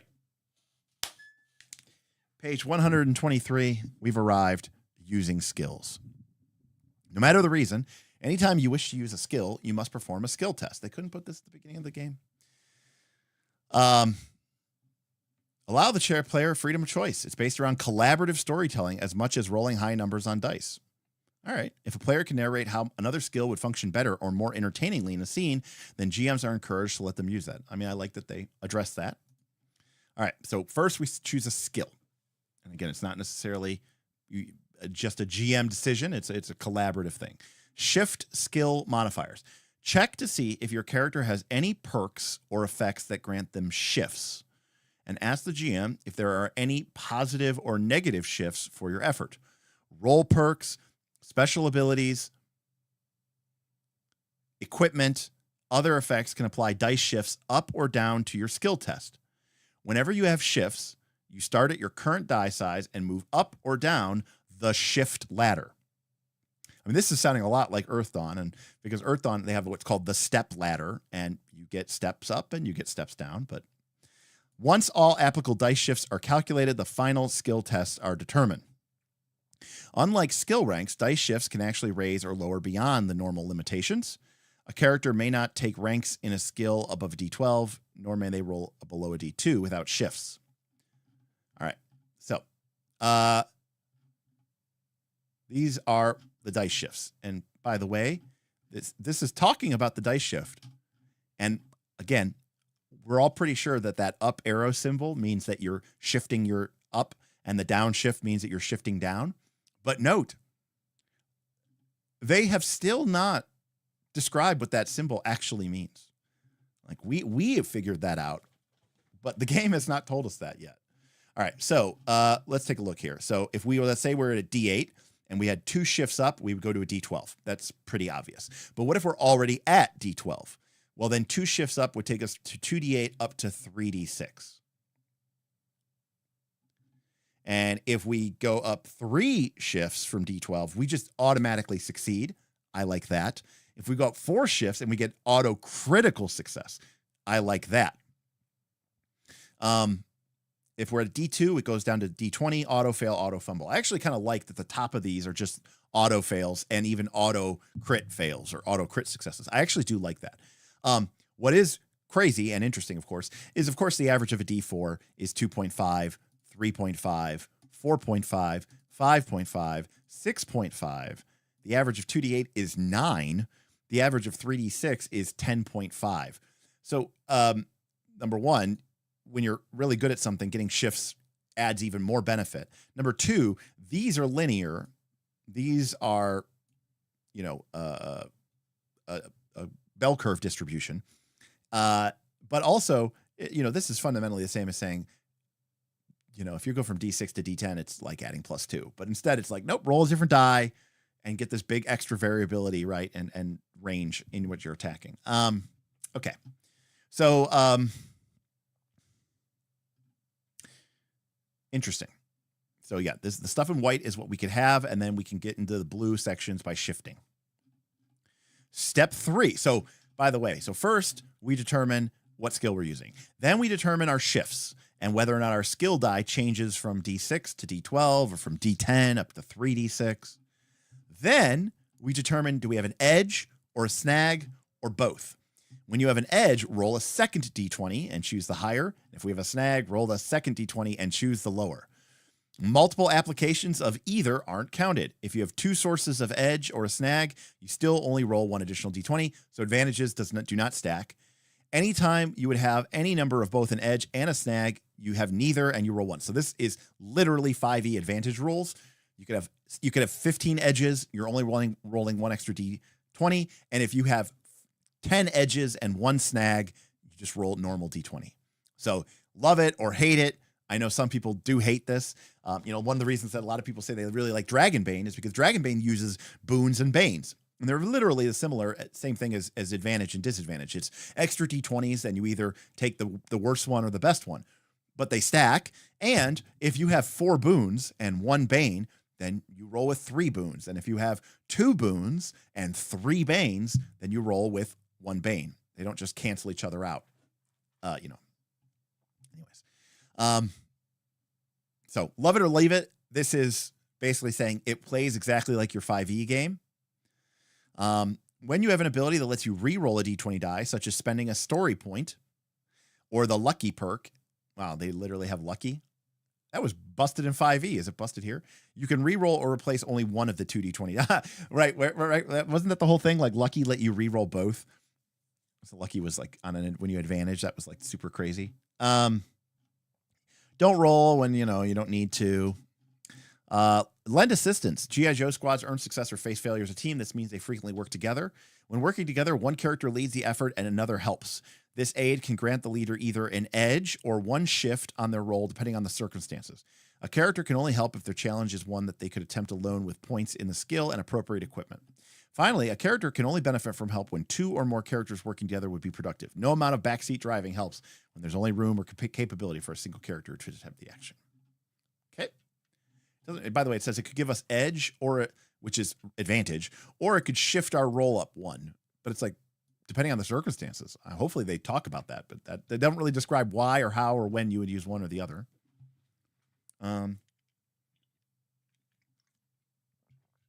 The group test is just everybody rolls. If half or more succeed, the whole group succeeds. I've seen that rule somewhere. Where did I see that rule? What RPG? I don't know if it was one that we covered here. Maybe it's just 5e, but I don't think so. Let me know if you know where this is from. If 5e is from, okay, it's from 5e. Okay, 5e has that rule, but nobody uses it. See, I think that's a great rule. I think that's a great rule. It's simple, it's easy, it's quick. It kind of represents that the good people can help out the bad people. But if obviously everybody in your group sucks at a skill, it's unlikely that you're going to succeed. I don't get it. I'm just not a 5e guy, I guess. I don't understand it. All right, determine difficulty. So it's a DC-based game. No surprises here. 5, 10, 15, 20, 25, 30. It's pretty much the same way as same DC ladder as 5e, right? So 10 to 15 is kind of your routine stuff. When you get to 20, that's very challenging. And then anything above 20 is considered, epic level stuff, right? Sometimes the difficulty is set by something else, such as the difficulty can be set by the defenses, toughness, which remember these are just like 4E defenses. Toughness is basically your armor class defense. Evasion is your reflex defense. Willpower is your, I guess your willpower is like your will defense. And I guess toughness is like your fortitude and your armor class. And then cleverness is like a social defense. Anyways, what if we roll against each other? It's a contested roll. We roll the same bonuses. We each roll it, and then the higher character wins. Wow, thrilling. If the contest results in a tie, there is no change to the situation. All right. So basically, the skill system is just D&D. I mean, it's just D20, right? It's instead of D20 plus a bonus, it's D20 plus a die roll. And instead of adding like, oh, you have some advantage. Here's a D20. Here's a disadvantage. Roll D20. It's called snags and edges. And then instead of giving like a +2 bonus or a -1 penalty, instead you just shift up and down this ladder. The only thing that this has, which I do like, is that if you have enough bonuses to get up really high or really low on this ladder, the game just says you automatically succeed, or potentially you even automatically critically succeed. So I do like that. I think that's a cool little change there. In fact, when we played 5e, when I ran it last year, Dungeon Time Extreme, as it was called, I basically had a rule, which was that I let advantage and disadvantage stack, number one. You could have multiple sources of advantage. You could have multiple sources of disadvantage. But basically, if you have advantage, you could roll. If you had double advantage, you rolled with 3d20. And if you had triple advantage, I just said you succeeded, right? We didn't even have to roll. So, D20 plus die roll sounds a lot like the most recent version of Alternity.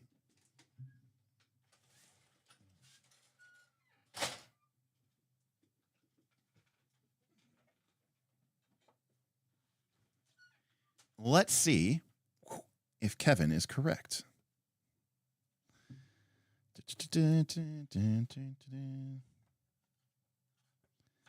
All right, here. By the way, I just want to point something out here.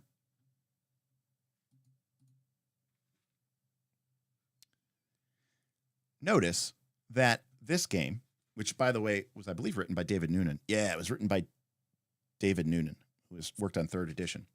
Look at the table of contents for this game. Okay? Notice how before creating a character, there's the system basics. And there's there's like 20 pages spent on how the game works. Now, is it going to describe every single skill in detail? No, but I'm willing to bet that it's going to at least tell us how the fucking game works. Big concept. Okay? How the game works. Big concept. The core mechanic of the game. Wow. Shocking. By the way, he's absolutely right here. To make a check, roll a d20 and compare it to your character's skill score. Factors that make a check easier or harder are added by a difficulty die. This is another polyhedral die, such as a d4, d6, d8, d10, d12, or even another d20. So anyways, so it's similar, but not exactly the same. But I just wanted to point that out. Full Metal Dragon says, read the fucking manual. Okay, and that's fine, okay, to say that, okay? But the fact of the matter is, people don't, right? Full Metal Dragon, we know that they don't, right? Is that the new old TSR version? No. This is Sasquatch game. Right there, Sasquatch.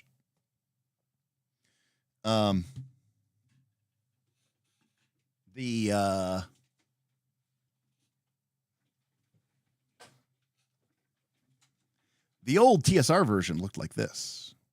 Ooh, Alternity. And then this is the new one. Alternity from Sasquatch. Anyways. Alternity is a game that was not appreciated in its time, and it is really, really cool. But even better, I think, than Alternity in some ways was Star Drive, which I think is an awesome campaign setting. It is an awesome sort of kind of gritty, wondrous space opera type thing. Richard Baker helped write this, and I think this is like a great space opera setting for Alternity. Anyways, sorry, we're getting distracted here. All right. All right. Let's see here. Nutriment said, I had a DM make me use rope 4 times because I was tying 4 lengths of rope. Yeah, I mean, look, Tim, 5e does have, some, but see, the problem with 5e is like what these people are saying. A lot of people don't like that rule and they don't use it. So we don't like Follow the Expert from Pathfinder 2, but a lot of people do. They actually prefer it because they're like, oh yeah, I want the bonus and I want to be able to individually succeed or individually fail, It's very strange. Okay. So not only do we have to modify our bonus, but we also have to our dice shift. And then we have to determine if we have edges or snags and do they cancel out. Then we make a roll and then against a DC, which will either be set by the GM, which, and this seems to be a fairly flat progression. There's no idea that like, oh, you're higher level now, so all the DC should be nearly impossible. And then contest is just high roll wins. So pretty basic. Roll the test. D20 plus skill die equals skill test result. All right. Finally. By the way, they still have not told us what the up arrow and down arrow means. We obviously know they mean shifts, but nobody has told us that. We finally get to what does a specialization do? Wow. All right. Rolling with a specialization. D20 plus highest result of all skill dice from your modified level down the dice ladder equals skill test result. What? Okay. D20 plus the highest result of all skill dice from your modified level down the dice ladder. So it maxes it? He said, what? All right. And we're smart people. We know a lot of RPGs. Okay. If the skill test applies to a character's specialization, you roll not only your modified skill die, but all of the dice types descending the dice ladder as well, choosing the highest numerical result on any of these dice. So basically, it's roll all your dice and take the highest. No, you don't add them together. Okay. So for example, if we rolled a D8, okay, then if we had the specialization, we would roll a D8, a D6, a D4, and a D2. And we would take whichever die was the highest. Ugh. What this really breaks down to is roll the dice first to determine what your bonus is. Then roll a D20 plus whatever bonus you just rolled. I feel like that's how I guess you could just roll them all at the same time. But the way that it's really going to work out most of the time, the way that people mentally math, like if you could just imagine somebody sitting there, right, with their pile of dice, okay, what they are going to do is they're going to take the D20, they're going to take the D8, the D6, the D4, the D2, they're going to gather them all up in one hand and we roll it. Okay, then you're going to look at the D8, the D6, the D4, the D2. You're going to figure out which one was the highest. You're going to say, okay, the highest I got was a 5. And then you're going to add that 5 to the D20. Like that's going to be the mental process. So what you're essentially doing is rolling your bonus every time you're rolling. So yeah, if we roll a 1 on the D8, so let's say we had a D8. So we'd roll a D8, a D6, a D4, and a D2. And if we roll a 1 on the D8 and a 6 on the D6 and a 4 and a 2 on the D2s and the D4s, then our total value would be 6. That we would then add to the D20 roll, which also could be advantaged or disadvantaged. Okay? So, because we could have edges. And by the way, it's like one of those GM things where, because it even says, it depends on the situation. When are you going to give people edges? When are you going to give people edges and snags? And when are you going to give them shift modifiers, right? It's kind of like a weird, because obviously advantage is worth a lot. On a normal skill check, you just roll the one die and add it all together. Okay. So if we normally had a D10, we would roll a D10 plus a D20. Now, what really gets messed up is what if we're at 2D8? You know, maybe, again, we can't get to this normally, but like what if we, if we started at D10 and we had 2 shifts up? So now we're rolling 2D8, D12, D10, D8, D6, D4, D12. But these 2D8 is one thing that needs to be added together to determine its maximum versus this D8, which is separate. Right? So that means we'd have to like roll these separately or use different colored dice. I don't know how often this actually comes up, but it seems like a tremendous pain in the ass. And Karima got onto that immediately. Yeah, exactly. So, right, the 2D8 counts as one die, which means we can't just roll 3D8 because we need to know which of those 2D8 are actually being added together. So actually, worst case scenario is you have a D12, okay? You have a D12, and you do something that's going to give you 2 shifts up. So now you're up to 3D6. So ordinarily, you would roll D20 plus 3D6, and you would just add them all together, and that would be your total versus the DC. But if we got the 2 shifts up, so when we're at 3D6, and we had a specialization that applied, we would then roll all of these dice. We would roll 3D6, 2D8, D12, D10, D8, D6, D4, D2. But these D6 need to be added together. This D6 needs to stay alone. These D8s need to be added together. This D8 needs to be alone. It sounds like a nightmare. Now, again, I don't know how often that comes up, but it sounds like a nightmare. I didn't sign up to play. I didn't sign up to play Shadowrun. Okay. All the dice descending the ladder, gaining skills as well, choosing the highest numerical. So here we go. Scarlet is in disguise at a gala event where she suspects Cobra agents are going to try to blackmail politicians.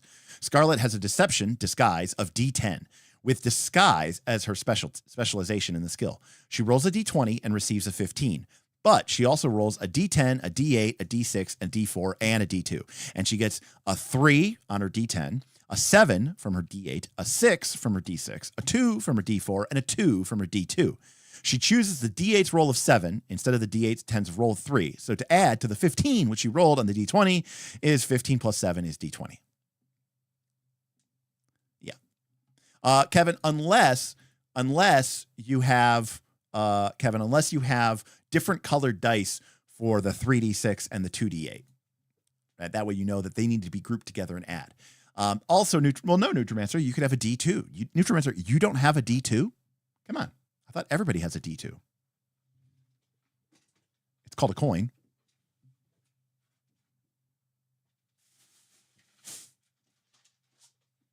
But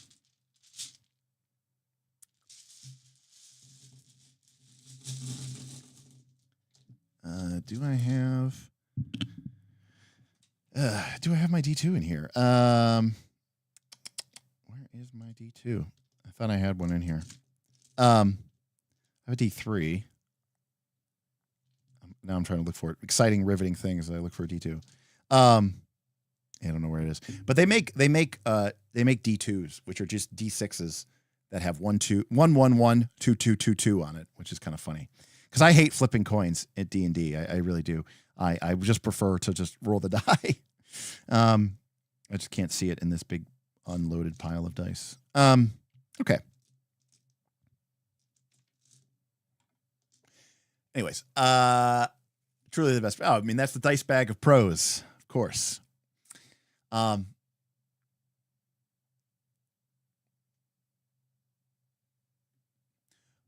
right. Karima says, I'm going to point out here because it's funny that they got better in the My Little Pony book by both explaining the arrow thing when they introduced the shift. So at least they got that. All right. So, they've learned. They learned. They're like, oops, we forgot to explain this. All right. By the way, remember, if we don't have any skill levels, then we just roll 2d20, right? Low, take low. All right. Now, after we've rolled all those dice, we determine the results. If the skill test result meets or beats the difficulty, the test is successful. If not, it fails. So, I mean, we have a binary pass-fail here. No success with a complication. No success and or success but. No failure and failure but. If the result of the D20 part of the roll is a natural one and the skill test fails, this is considered a fumble and should have some kind of narrative description of a major mistake. In addition to this narrative drawback, the team should learn from these mistakes and gain a story point. Okay. If the result of the skill dice, but not the D2 of the roll, shows the highest number value on one or more skill dice, and the skill test is successful, this is considered a critical success. This should mean that you get the bonus effects of a regular success plus some additional narrative form of excellence. Now, this raises an interesting point. So if this, by the way, so to point again, so when we roll with a specialization, we get to choose the result of any of these dice right? The highest numerical result of any of these dice.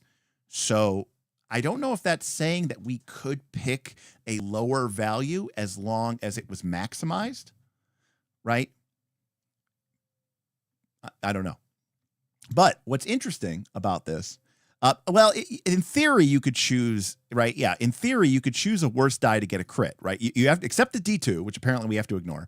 But like, imagine if the D4 had rolled a 4. That would be a critical hit as long as it still succeeded. But this language is a little bit ambivalent, and maybe they explain it better somewhere else, because it does say choosing, you roll all your dice, choosing the highest numerical result on any of these dice. And really what it should say is any one of these dice or something like that. But this does not do a good job of explaining that. And not only that, the example should show like a different example. But everybody, I mean, I think it's clear that they want you to be able to choose. But what's interesting about that is this means that if I am, say, let's say you're doing a fairly routine check, right? DC 10, right? Pretty basic stuff, right? Or maybe even something simple, DC 5, right? Basic stuff. It means that the character who has a D4 skill is more likely to critically succeed than the character with a D6 or a D8 or a D10 or a D12. Which is kind of weird, right? Because, I mean, obviously you still have to pass. So that is a factor. Of course it is. But a D4 is 25% chance of critical success, right?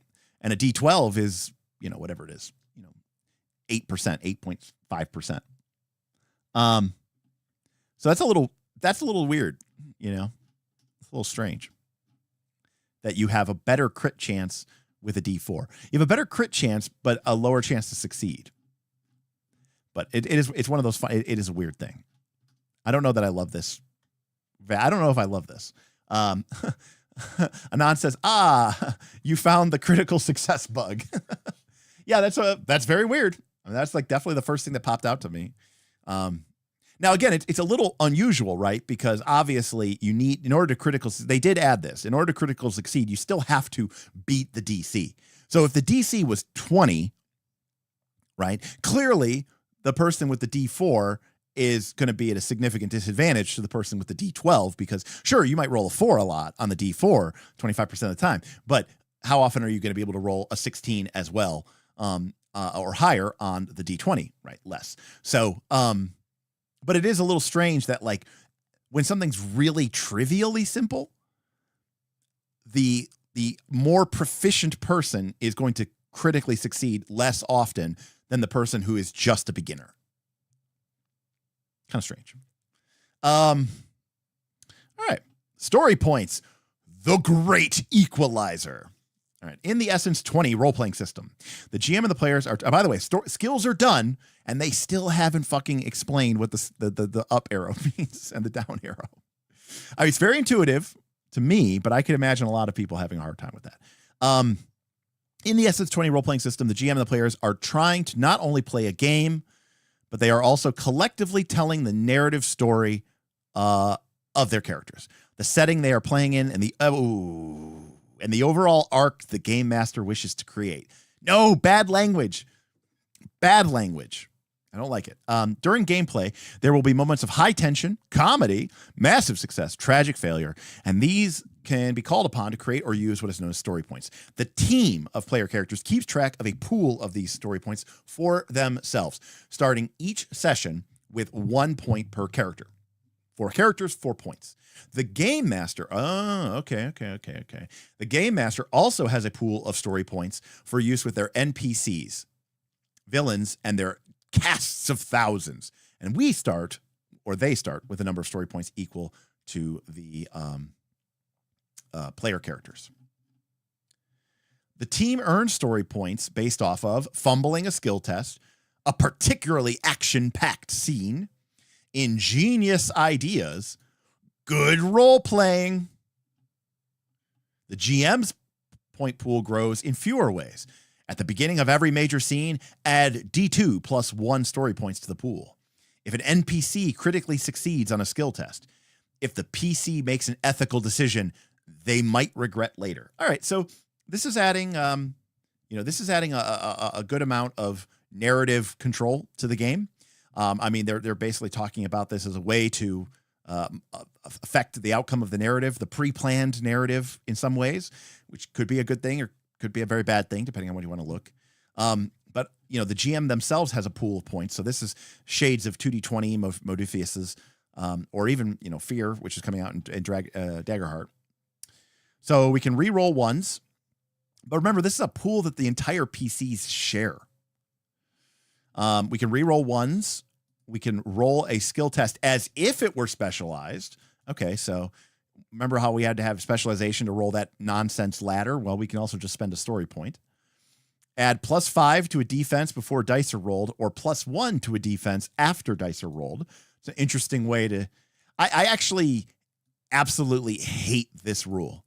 And I could go into detail about why, but basically this maximizes the chances of you feeling badly that this big gulf between +5 and +1 just guarantees that you're going to feel very badly that you didn't use it before the dice are rolled. And then when you do use it before the dice are rolled and you didn't need it, you're going to feel really bad because this is taking this from the whole group's pool. This also means that anytime anybody wants to spend a story point, the whole group has to get on board with that, which means every time a story point is spent, the group and I'm not like they should talk to each other, but it slows the game down, right? You essentially have to ask for group permission, and that's slow as fuck. All right. So this goes beyond. Remember, we talked about soft metacurrency and hard metacurrency, right? This is soft metacurrency, right? Reroll dice, get a bonus on a die roll. This is hard metacurrency. This is gaining access to a piece of equipment or a tool in the scene that was otherwise not there, right? That's seizing narrative control, and that's like affecting the game world, right? That's adding a level of quantum sandbox to the game. Getting at a clue, right? That is a complete meta currency thing, right? That is coming out from outside the game. Some perks and game effects require that you spend a story point. Interesting. We haven't seen any of those yet. Story points are a way to make sure the rules help move the overall narrative along. And to be fair, I think it is a very kludgy and clumsy way to do it. I like when a game has very complex rules. Like you could say, Derek, isn't that what Fate does? Yes, but Fate has a dead, boring, simple system. Right? There's no complexity to it. There's no nuance to it. There's no classes and progression of levels and stuff like that, right? The whole game is using your fate points for the most part. You roll your 4 dice fudge, and we look it up on the table to see, what happened, right? Man, I must be missing some dice. Maybe they're in a different pile. But yeah, you roll your fudge dice, and you see what you get. And then you add a number. And so the rest of the game is all about these aspects. So this is already a very complex game. And then on top of that, so after you learn all these rules and you have all these perks and you have all these skills and all these essences, and you're like, yeah, I really wanted to go out of my way to like confirm with my specialization. And I took this. And when I leveled up, I took the specialization. And then the game comes back and it says, hey, you know, all that like, deep, mechanics and building that you kind of really looked into. Don't worry about it, right? You can just spend a 0 point, Full Metal Dragon says you should look at Mindjammer and Legends of Anglaire and actually look at some crunchy Fate RPGs. As if I don't have those games, Full Metal Dragon. Actually, if you want to look at a game that makes those games look like they're on basic mode. I gotta find it. Hold on a sec.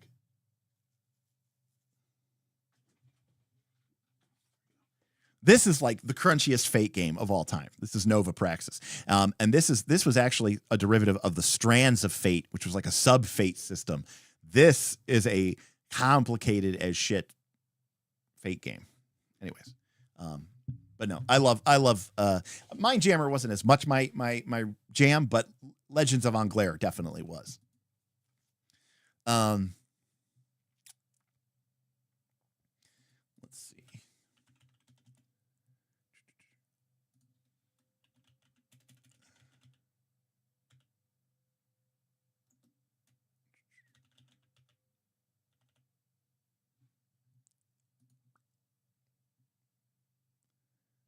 Hold on a sec.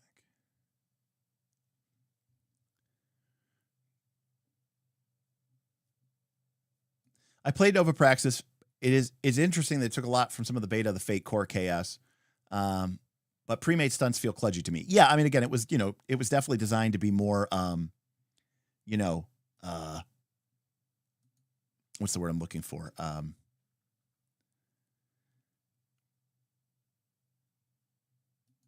I don't know how to describe it. What is going on here? Here we go. Okay. I was like, where's it going? I was like, there it is. Yeah. Boom. Star Blazer Fantasy Adventures. Good shit. The rock and roll space opera game. Star Blazer Adventures also very cool. I Mindjammer not as much, but Star Blazer Adventures was also really cool. So all right, now it's turned into a Fate stream. Anyways, sorry about that. We'll go back to here we go. How do we spend it? So we reroll these. Blah, blah, blah, blah. Remember, the game master is allowed to use story points too. So this basically means the GM can just they can basically re-roll their dice for their character creatures. I personally would hate doing that. I really would. Like if my, like when my villain rolls like a 1 and then I'm like, I'm going to re-roll that. Like as a player and a DM, I both hate that. I hate that. The GM uses, so I'm not even kidding you. This would literally, my group, as you say that, this is like literally what popped into my head. What popped in my head is, okay, is we're playing this game, okay, and I'm just imagining, Smith and Kaz, they would die laughing. Bob says something completely ridiculous, like completely utterly nonsense, and then I reach into my pool of, because I always use little poker chips and stuff, and I reach into my pool and I go, I'm going to spend a story point. Bob, you got to give me a clue here. What the fuck are you talking about? Like I feel like, and I would, by the way, totally spend that story point. Like I would actually spend it. I would put it away. I would get rid of it. I'd be like, all right, you got to tell me what you're talking about here, Bob. I have no idea what you're saying. I would 100% do that. Okay. So then we have general perks, and these are basically feats. I mean, and we get like 4 or 5 of them as we go up through the levels. I mean, even all out attack, what I mean? Like these, always alert looks like a freaking 5e feat, right? Whatever 5e feat that was called. I think it was called alertness, right? That you can't be surprised. We knew that we apparently there's a lucky feat. I saw something about that, right? Maybe not. Maybe it's something special. But yeah, I mean, there's not even really that many of them. I'm sure that there's more in the Splat books, but I mean, they're still giving us this shift nomenclature. So surprisingly, not that many feats. But again, 5e didn't really have that many feats either. So that's not really surprising to me. Then we get into the equipment porn. By the way, we're choosing equipment. We still have no idea how combat or any of this stuff works here. Different equipment requires different qualifications. You are assigned gear you are qualified in, such as from your role and general perks. Depending on the equipment, you might need to make a choice, have limited access to a selection, or need a specific item. For example, if you have grenade qualification, you have access to a wide variety of grenades, but you can only bring a limited number of total grenades on a mission. Okay. We have weapons, battle dress, kit, gear, pets, and vehicles. We have to potentially, depending on there's some stuff which is standard issue, which is DC 0, limited DC 10, prototype DC 20, theoretical DC 30. Okay. And apparently we can take upgrades and your requisition budget, and you can upgrade equipment to increase its availability. Very interesting. So kind of a gear porn here stuff, but we've got, you know what though? All right. Good for you. Good for you. I like this. This is what I want to see. I mean, this is probably a little bit too much for me, but like standard issue, it's like, okay, we have a blade, we have a bludgeoning, a pistol, a rifle, a shotgun, a grenade, frag grenade, conductor grenade. Like to me, that's all you need. I don't need to know 17 different pistols. Right? It's like, okay, cool. It's a handgun. It's a revolver. You know, the difference between a lever action and a bolt action, whatever. It's just a rifle. You know, my pump action, my combat, whatever. It's just a shotgun. You know, so I like that. I like that they just, you know, have this basic framework for that, which I like. Interesting. Okay. And by the way, this should be a 2-page spread so that this made more sense. Nope. There we go. So this is what this actually looks like. So we've got the requirement, the range, how many hands it takes, and how much damage it does. Now, if I remember correctly, a lot of our characters are only going to have a couple of points of hit points, right? Like a lot of our characters only started with like 2 or 3 from their it's not their ancestry, but from their origin. And then if we look at something like, let's say the commando, right? That was one of our classes. They get +1 health. So like they might start the game with like 3 or like 4 health, maybe, you know, seems kind of low.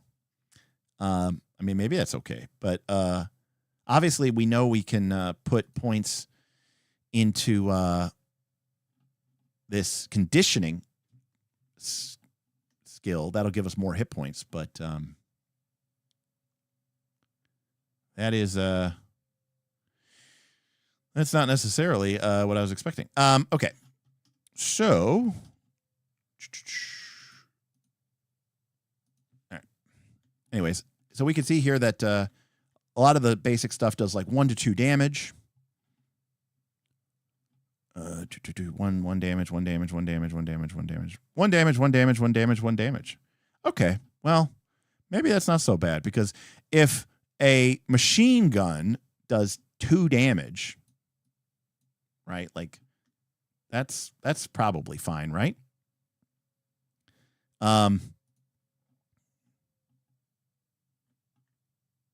Yeah, it does. They do not appear to be. Now, to be clear, they do have a energy rifle which does laser damage, but it does seem like most of it does sharp damage. So you know there is something to be said about that. Again, yeah, 1 1 2 1 1 1 2 2. Yeah, so a lot of space used up for these charts and tables. I agree, Full Metal Dragon. But so yeah, so it looks like most of the weapons here do 1 to 2 points of damage. So you know you get. Well, that seems kind of crazy. There must be other ways to do more damage, right? Because as a G.I. Joe, you get +1 health per level, I think. And correct me if I'm wrong, the Yo Joe ability gives you +1.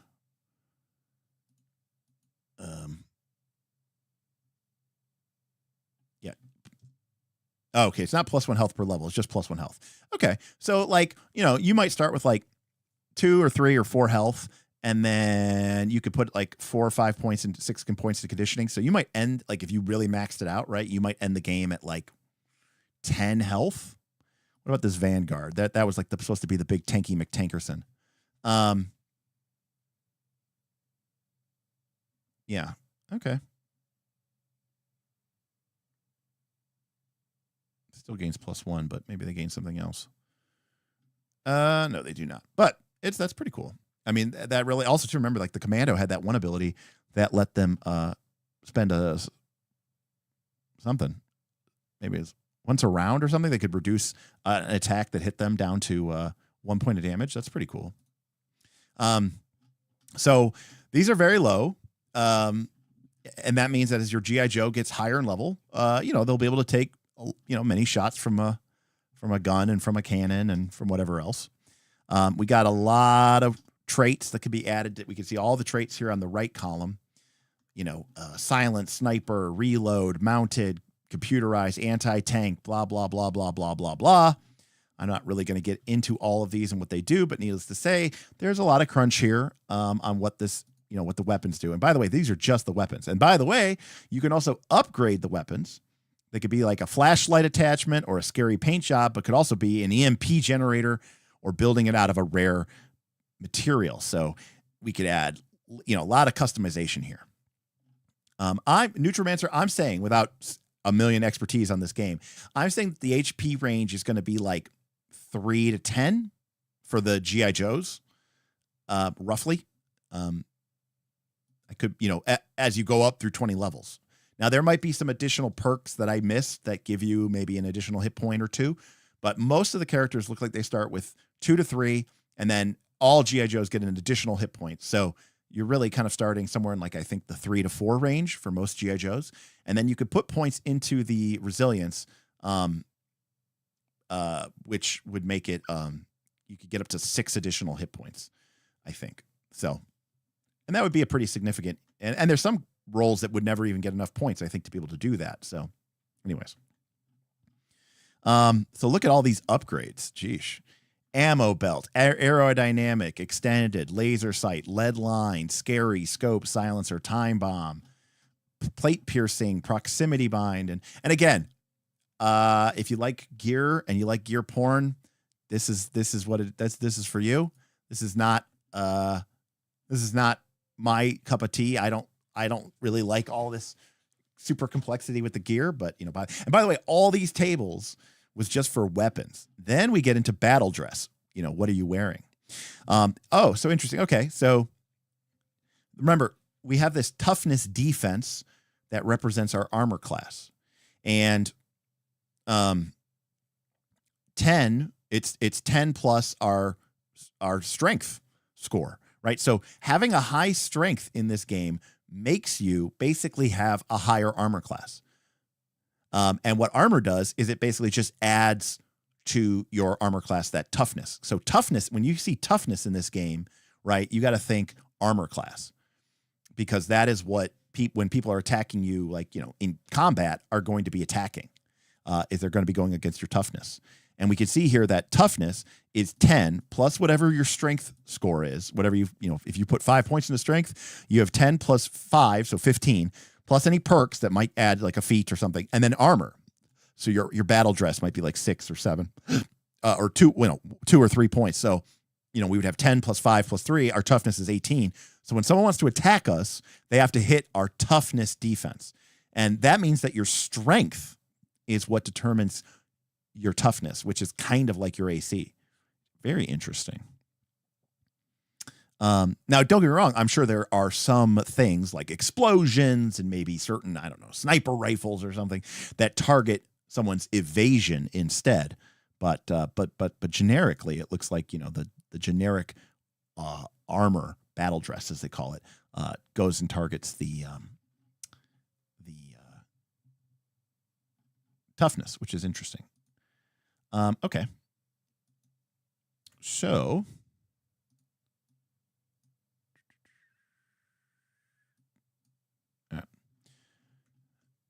yeah. So for example, so we've got like different weird armor that increases your evasion. You know, impulse armor, momentum armor, equilibrium armor. And as with the weapons, tons of upgrades that you can do to all these different armors. Then we have kits, that's kind of cool. Like a kit is just like like if you want a burglary kit, a medicine kit, a climbing kit, it's kind of just like a bundle of stuff, which I like. But you can also get specific gear, all of which seems to have mostly, well, not all of it has a mechanical effect, but a lot of it does. From, you know, Geiger counter to bomb sniffer to jammer. And by the way, I think you can use a story point and produce some of this item. So if you don't have it, you can just pull out a story point and kind of say that you did. So it's a lot like Load from Blades in the Dark in that way, which is, I think, a good thing. We got pets, drones, and vehicles. Vehicles have fire points, hard points. It becomes like a mech building game here. Vehicle attacks. I'm not really going to go into all of this, but you know, they've got a whole set of stats and skills, and they have, you know, this has a 105 millimeter recoilless cannon on top, and just, you know, the G.I. Joe Dune buggy, the Striker. So just a ton of vehicles, and of course it does. All right. And then we get to combat. And I'm going to assume combat works just like 5th edition. Yep, here we go. It is 6-second rounds. We roll initiative. We set the scene. We determine if anybody is surprised. We make an initiative skill test. We then take turns from high to low. And then we repeat. If someone is surprised, they cannot take any actions. So they miss the whole first turn. Some perks allow you to act even when you are surprised. Otherwise, we set the initiative battle. And usually if you have a bunch of minions, you're going to roll them all in the same initiative order. They put Scarlet a lot in this book. I feel like we have seen her more than we've seen, almost like she just stands out with I mean, obviously she's a female, but she stands out with like those stupid crossbows that they keep giving her. And then we take turns. And we can move our movement and perform a standard action, and then the turn ends. Or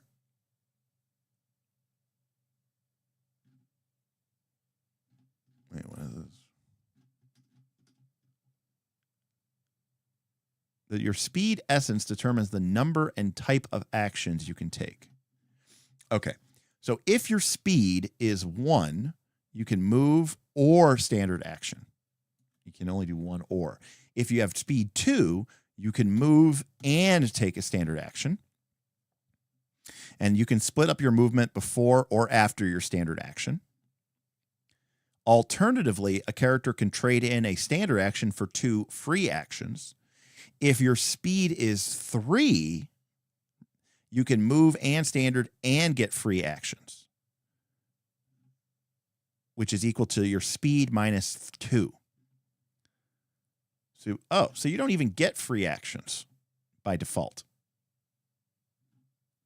Interesting. 6 seconds seems like a long time. Neither require standard move. Instead of these interactions take up free actions. Opening and closing a door. So this is very much like the interact action from 5e. But it's not actually free, right? Because you can't use it, right? Right? Like you don't get a free action in speed 1 or speed 2. That's kind of weird. I mean, it's cool that these other characters get more actions than you, but I also kind of hate that. So yeah, I don't really like that. Yep, you can move. You can be prone, rough terrain. Yep. You can push yourself to move 5 feet with a free action. It's more like bonus actions, but renamed so it's different. Yeah, except you can also get variant number of bonus actions. And remember, 5e, you had standard, move, a bonus sometimes, and then you also had that free interact action that you got once per turn to like open a door or something like that. So this is kind of like taking all of that and like burying them into free actions, but then calling them free actions is a terrible name because now they're not free. Like literally, if your speed is 2, you have to buy the free action. So you have to trade in your standard action to get 2 free actions. It's anything but free. Terrain, prone, basic stuff here. 5-foot map. We're using 5-foot squares. That seems kind of silly. I mean, you're in fighter jets and vehicles, and we're using 5-foot squares. We're with physical sizes going way beyond large, huge, extended, towering. The Terrordrome sounds cool. What can we do? Exactly, almost what we can do in 5e. We can use our standard action to attack, to basically ready, defend, hide, help, search, use a skill, sprint, aka move twice. So I mean, it's almost exactly like 5e in that respect. Yep. So standard attack, ready action, defend lets you, everybody gets a disadvantage to attack you. Hide lets you make a hide check. Help lets you help somebody. Search lets you search. Sprint lets you move twice. Okay. Pretty basic here. To attack, we pick a target. We determine if there's any circumstances that would apply dice shifts. Look at how much you have to apply. The GM determines if there are any circumstances that would apply dice shifts from the dice shift ladder, an edge, or a snag on the skill test. Then, in addition, perks and other effects can apply dice shifts and or modifiers to the attack skill test. Once we've done all of this, the final dice skills are noted. Then we choose which defense. The GM, and sometimes the players, decides which of the target's 4 defenses is the effective difficulty. Is it their toughness, their willpower, their evasion, or their cleverness? Then we roll, then we apply effects. And apparently, you have machine guns and stuff, so AoE effects are more common. I don't really care. I'm not going to get into it too much here, but obviously certain attacks and guns can target multiple people. And they give examples of that multiple combat fire here. Looks like you get a dice shift penalty for using the multiple target effect. So if you target more people, your attack roll goes down. Kind of makes sense. Making it much better against minions than, lower level minion type crap than high level people. Again, reminding us of the dice shift ladder.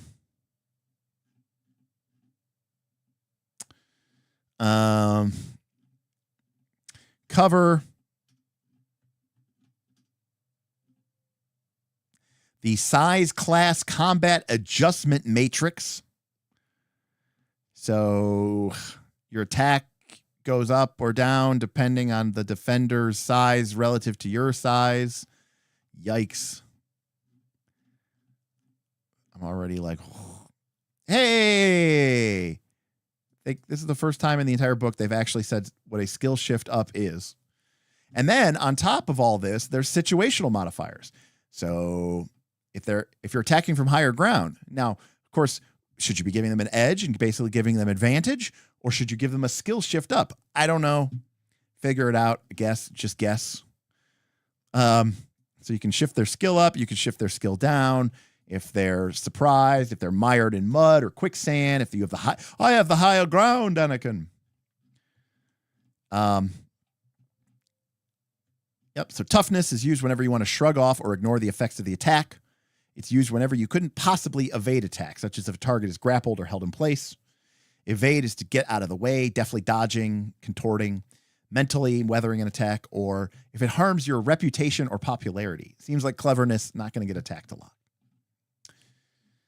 And then we apply the effects. All right.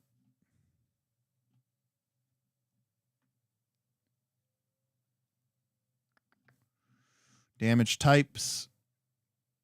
Acids damage deals an additional point of damage if they hit with someone who defended with toughness. Blunt damages deal blunt damage. Cold weapons add stun 1 as an alternate effect. High voltage energy homes in, gaining a +1 shift to attacks.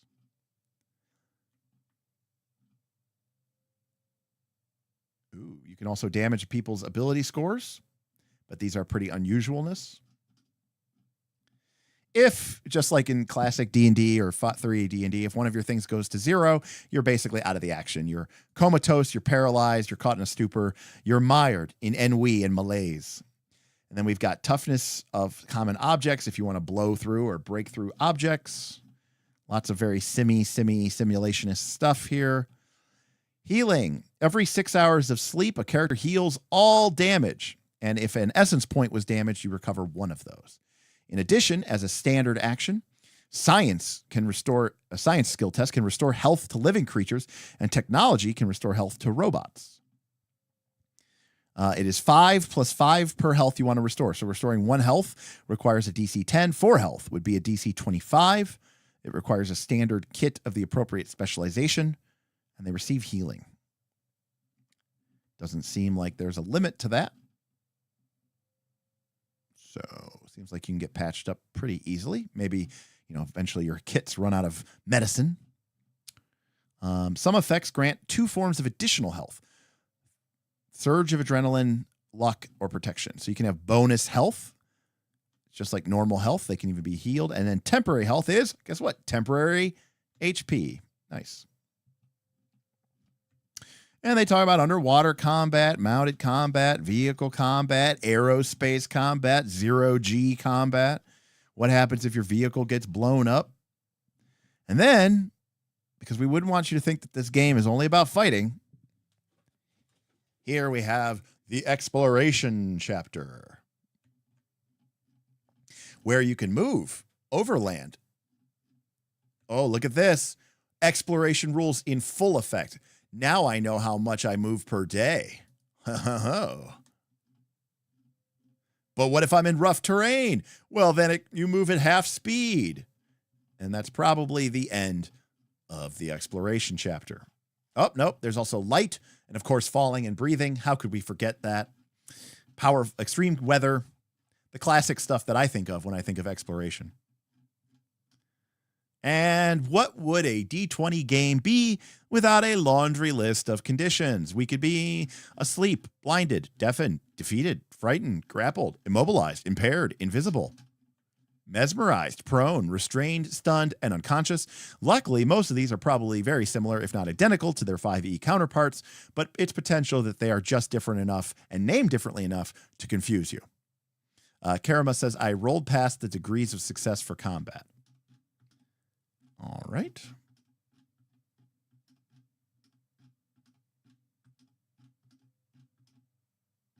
If I did, all right. An attack's effect that can be given a numerical value can be applied multiple times. If an attack skill test is particularly high, the target's defense is low, or a mixture of both. What a weird way to just say, look at the comparison. If the attack skill doubles the target's defense, apply the numerical effects twice. That's just a critical hit. Right? It's basically like Pathfinder 2's plus 10, but instead it's doubling their defense. The only difference is that it allows it, if it's triple, you get triple damage. So, for the most part, this is basically just crit, right? Like, if you normally do 2 damage, if you do double their defense, it's double the damage. So it'd be 4 damage. But instead of just a flat plus 10, it's, it's double, triple, which is also kind of awkward because now it's like, okay, all right, their defense is 17. So it's like, okay, so it's 17 plus doubled is 34. And then you're like, okay, 17 and then 34 plus 17 is 44 plus 7 is, okay, 51. It's just very strange. Right, but it's also weird that it's not the same as the whole 4 on a D4 crit. Correct. Right? Yes, absolutely. The critical effect is not what we think of. The critical effect is like a narrative little bonus. So, yeah, very weird. All right. In fact, I would tell you what I would actually like this game to do. This is kind of like taken from Legend of the Five Rings. Yeah, so it has crits, but it also has degrees of success, which function like what you would think crits would do in combat, but also not. for numerical stuff. So here's what I would do, which I think is really interesting. I would make it. Well, no, I guess I wouldn't want to do that. Anyways, I was going to say I would make it that if you roll the max on a skill die, you get a critical success, which remember means that you like. But I would make it that you get like a bonus, like an opportunity, and that way, characters that suck at a skill are unlikely to succeed.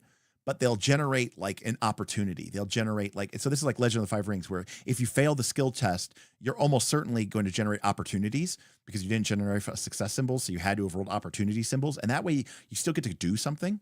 But it also means that when a character rolls with their specialization and they roll that whole big line of dice, if they want to, like if they don't roll high enough to succeed, they're almost certainly going to get an opportunity that they can use to at least help and advance the fiction. All right. And then there's information about the campaign world and aircraft carriers and plot seeds and GMing details and a bunch of other stuff. And then we have like a bestiary, like with a Cobra officer. And, you know, I mean, this is there's a lot kind of going on here, right? It's got a threat level. So there's obviously some idea of balance. It has 5 hit points, 30-foot movement, all of its essence scores, which then translate to 4 different defense scores. It has different skills, and some of those skills even have specializations. It has perks, so they all have special abilities. They have different weapons and different attacks, which have their own traits, and then they even have special powers. So, you know, not a simple sheet. Now, granted, that's the officer. Is there like generic Cobra guy? Cobra Trooper. You know, I mean, you know, still 2 health, alertness, low skills, bullet stopper, attacks, gear. I mean, it's still basically mostly one page. I mean, I do feel like that's a lot to keep track of. Now, you might say, Derek, that's like almost the same as a 4E character. Yeah, kind of. And a 4E, you know, monsters were kind of hard to track, but they had a much better layout and presentation, in my personal opinion. And the skills didn't really matter as much. You know, 4E would mostly just be this stuff, and we wouldn't really care about any of this other stuff. But it's a lot. And there's and also too, by the way, like the perks are all written as English. The thing about 4th edition D&D is a lot of the special abilities of a creature were written in a very game mechanic language. This is a paragraph. This is a sentence or 3. You need to like read it to understand it. Damien wants me to read Cobra Commander. Okay. Cobra. Is this Cobra Commander? Is he like special? Where is he at? Tell me where Cobra Commander is. I'll go look him up. I don't know who any of these people are. Red Ninjas, Stinger. All right, hold on a sec. Let me bring up the threats. Cobra High Command. All right, here we go. Cobra Commander. There he is. Thank you. 2. Okay. Wow. He's multiple page, 3 pages. Okay. Cobra Commander. Cobra. All right. So he's threat level 20. All right. So all the stuff happening on the TV show, they're all 20th level characters. He has 12 hit points. So there you go. End game, 20th level boss, 12 hit points. Look at the difference between his toughness and his evasion. Jesus. The faceless commander of Cobra. His leadership tyrannical. His methods ruthless. His goals absolute. Cobra Commander wants to rule the world and will stop at nothing. Lots of D12s. This guy's a master of his domain. Plenty of specializations. His languages are English, classified, Japanese, Mandarin, French, Russian, Scottish Gaelic, and Spanish. It's crazy that he doesn't know Chinese. All right, perks. He's slippery. He is dodgy, physically and mentally. He can always choose to use his evasion defense against physical threats and willpower defense against mental threats. Well, okay, so there we go. He doesn't have to worry about his low toughness because he can always use his evasion. All right, retinue. He never leaves his headquarters unguarded. If confronted on a battlefield outside of one of his bases, he is accompanied by 4 Crimson Guard soldiers or a dozen Vipers, and this does not raise the threat level. Oh, it is Mandarin. You're right. Thaddeus, I'm dumb. I don't even know how I missed Mandarin there. He's the most dangerous man alive. 5 times per turn, Cobra Commander can attack as a free action. All right, so he's basically a solo monster. He can attack multiple times. And he has Tyrant. Above all other values, Cobra Commander instills in his subordinates that his life means more than theirs. He gets 1 temporary health for every other loyal Cobra on the battlefield.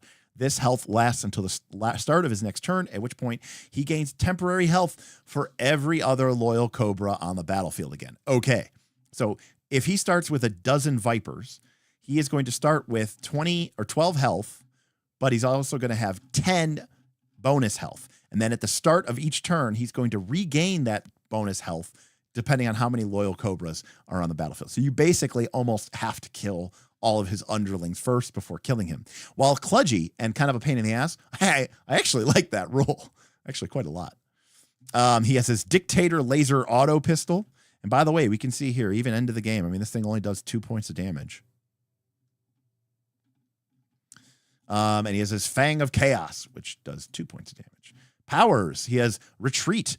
Once per scene, he can call for a retreat for the remainder of the encounter. All of Cobra Commander's movement is doubled, including his vehicle. This bonus ends if he knowingly engages with an enemy. Ruthless.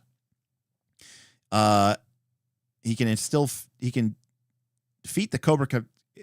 If a Cobra character within range flees or is unable to attack, he can defeat that Cobra as a free action. Doing so instills fear in the other Cobras, granting Cobra Commander 1 bonus health and other Cobras edge until the beginning of Cobra Commander's next turn. Edge is advantage. So literally, if he takes out one of his own people, kind of like Commissar style, he can give everybody on his side advantage. Seems kind of OP. And then he has Snake Fever. When Cobra Commander successfully strikes a target with the Fangs of Chaos, he injects them with a hallucinogenic poison. It attacks them every round, attacking their willpower with a D20 plus D8. On a success, the target is poisoned. And they see Cobra Commander wherever they look, and they must target a random target. And then his Reflective Battle Helm. The steel plate reflects his attacker's faces back at them. Seeing one's aggressive face distracts and demoralizes, as does the light shining off. While wearing his battle helm, all attacks within 20 feet targeting Cobra Commander suffer a snag, which is disadvantage, which cancels all edges that you would gain. This thing is ridiculous. It's like the most OP thing I've ever seen. And I don't even know this system, but this thing is completely out of pocket. So, then it's got information about how to run a mission. Session 0, make it your own, balancing, and stuff for the GM only, so I won't get into that in case somebody wants to run this or run this as an adventure. So, that's G.I. Joe. What do I think of it? Well, it's 5e. It's obviously 5e compliant. It's clearly not 5e. The way that the essence system works, you're rolling these D8s, the step ladder. Some of it seems a little kludgy. I'm not going to lie. Some of it seems a little bit, we changed it just to change it. I don't know why or how this helps tell the story of G.I. Joe. Is rolling dice like that really all that much more different than just having a +5 to hit? I don't know. Maybe, the one thing I can tell you is that when you roll something like a D20 +3, you generate a linear probability density function, right? So when you're rolling a D20 +3 or D20 +4, your odds of rolling a 4 or 5 are just as good as your odds of rolling a 25 or 24. But when you replace that +3 or +4 with a D6, okay? And so now you're rolling D20 plus D6.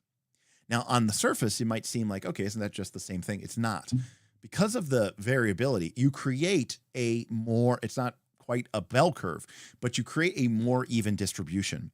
And you create a more uneven distribution where you are less likely to roll very low and you're less likely to roll very high. Because now, in order to roll the highest value on the die, you have to roll high on this die and high on this die. And so what ends up happening is a lot of times high values on this die are offset by low values on this die. and vice versa. So you end up actually getting a more, it's not quite a bell curve. It's kind of this weird flat plateau. You end up lowering the odds of the highs and lowering the odds of the lows. So that does actually change the way that the game probably plays out and feels. It won't feel quite as swingy as a D&D game, which is kind of interesting. You know, some of it seemed a little kludgy and unnecessary. You know, we didn't. I don't think we saw how you get experience. My guess is it's just there was no. Was there an XP chart on the character sheet? My guess is you just level up with milestones, right? Like after a mission or something, would be my guess if I had to guess. You know, I don't think that that's necessarily a bad thing. I just think that it is a thing. This is obviously a fan service. You know, it's tied into that, and you know they went out of their way to make sure that the game is going to feel like your favorite comic or cartoon of G.I. Joe, and I appreciate that. I applaud that. You get to make all your characters from the show with their specialty weapons and their vehicles, and you know they didn't want the game to be too overly complex because then it gets away from 5e. So basically, it is, you know, changed enough that it is distinct, but not changed so much that 5e players won't just immediately grok most of this. Now, there are some interesting things in there, you know, like I don't hate the idea of the skill ladder. I think that's kind of interesting. But again, it's already one of those weird things. And I struggle with this.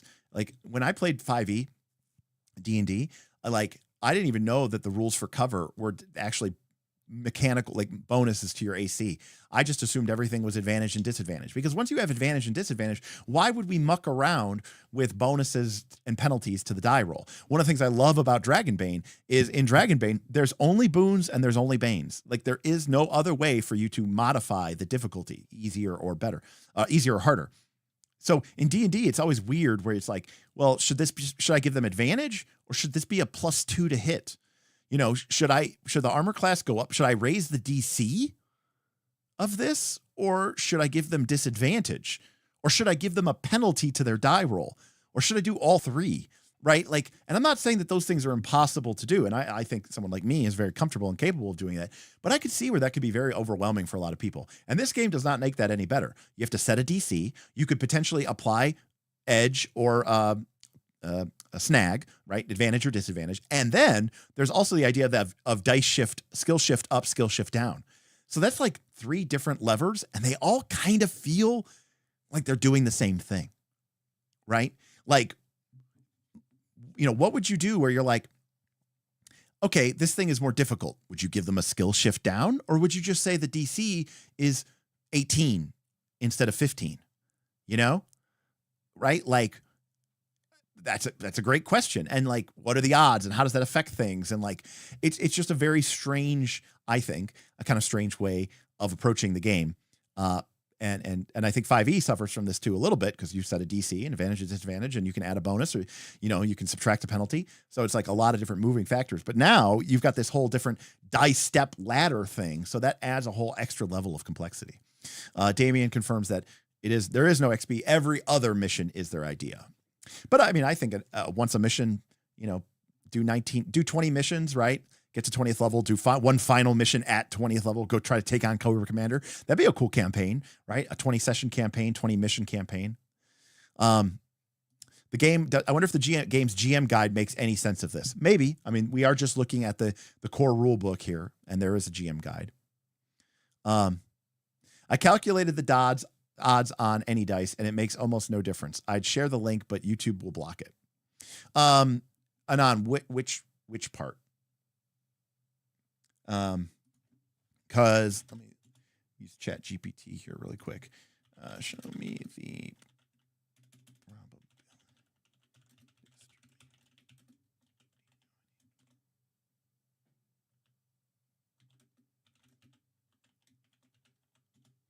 hold on a sec. I'm running something on Chat GPT real quick.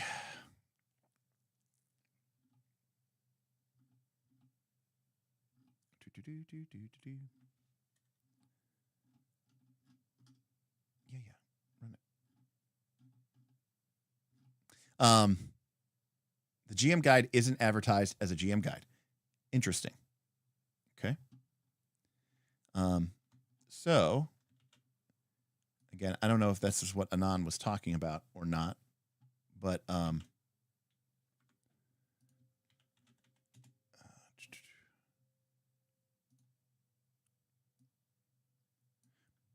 if we look at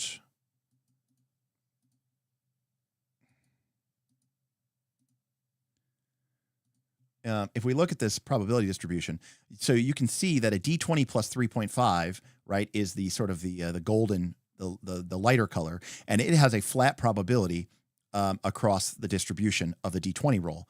Whereas a D20 plus D6, and again, this is simulated using 100,000 rolls, you can see that your probability of rolling a 2, a 3, a 4, a 5, or a 6 is lower than it would be on a D20 plus 3.5. And similarly, your odds of rolling the very highest are also lower. And then in the middle, it's mostly the same. But what that means is that you're less likely to have those outlier values. You're less likely to roll really low, and you're less likely to roll really high.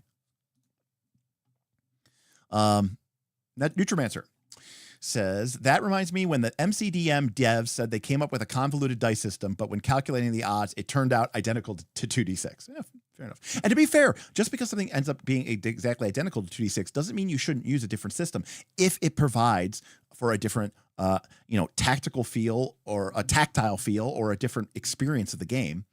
A great example of that is Blades in the Dark. If you do the math on it, Blades in the Dark's dice pool system, where you roll a pool of dice and then, I have 4 dice and I'm going to add an extra dice and I'm going to roll them all and take the highest, is very similar to PBTA's 2d6. Very similar.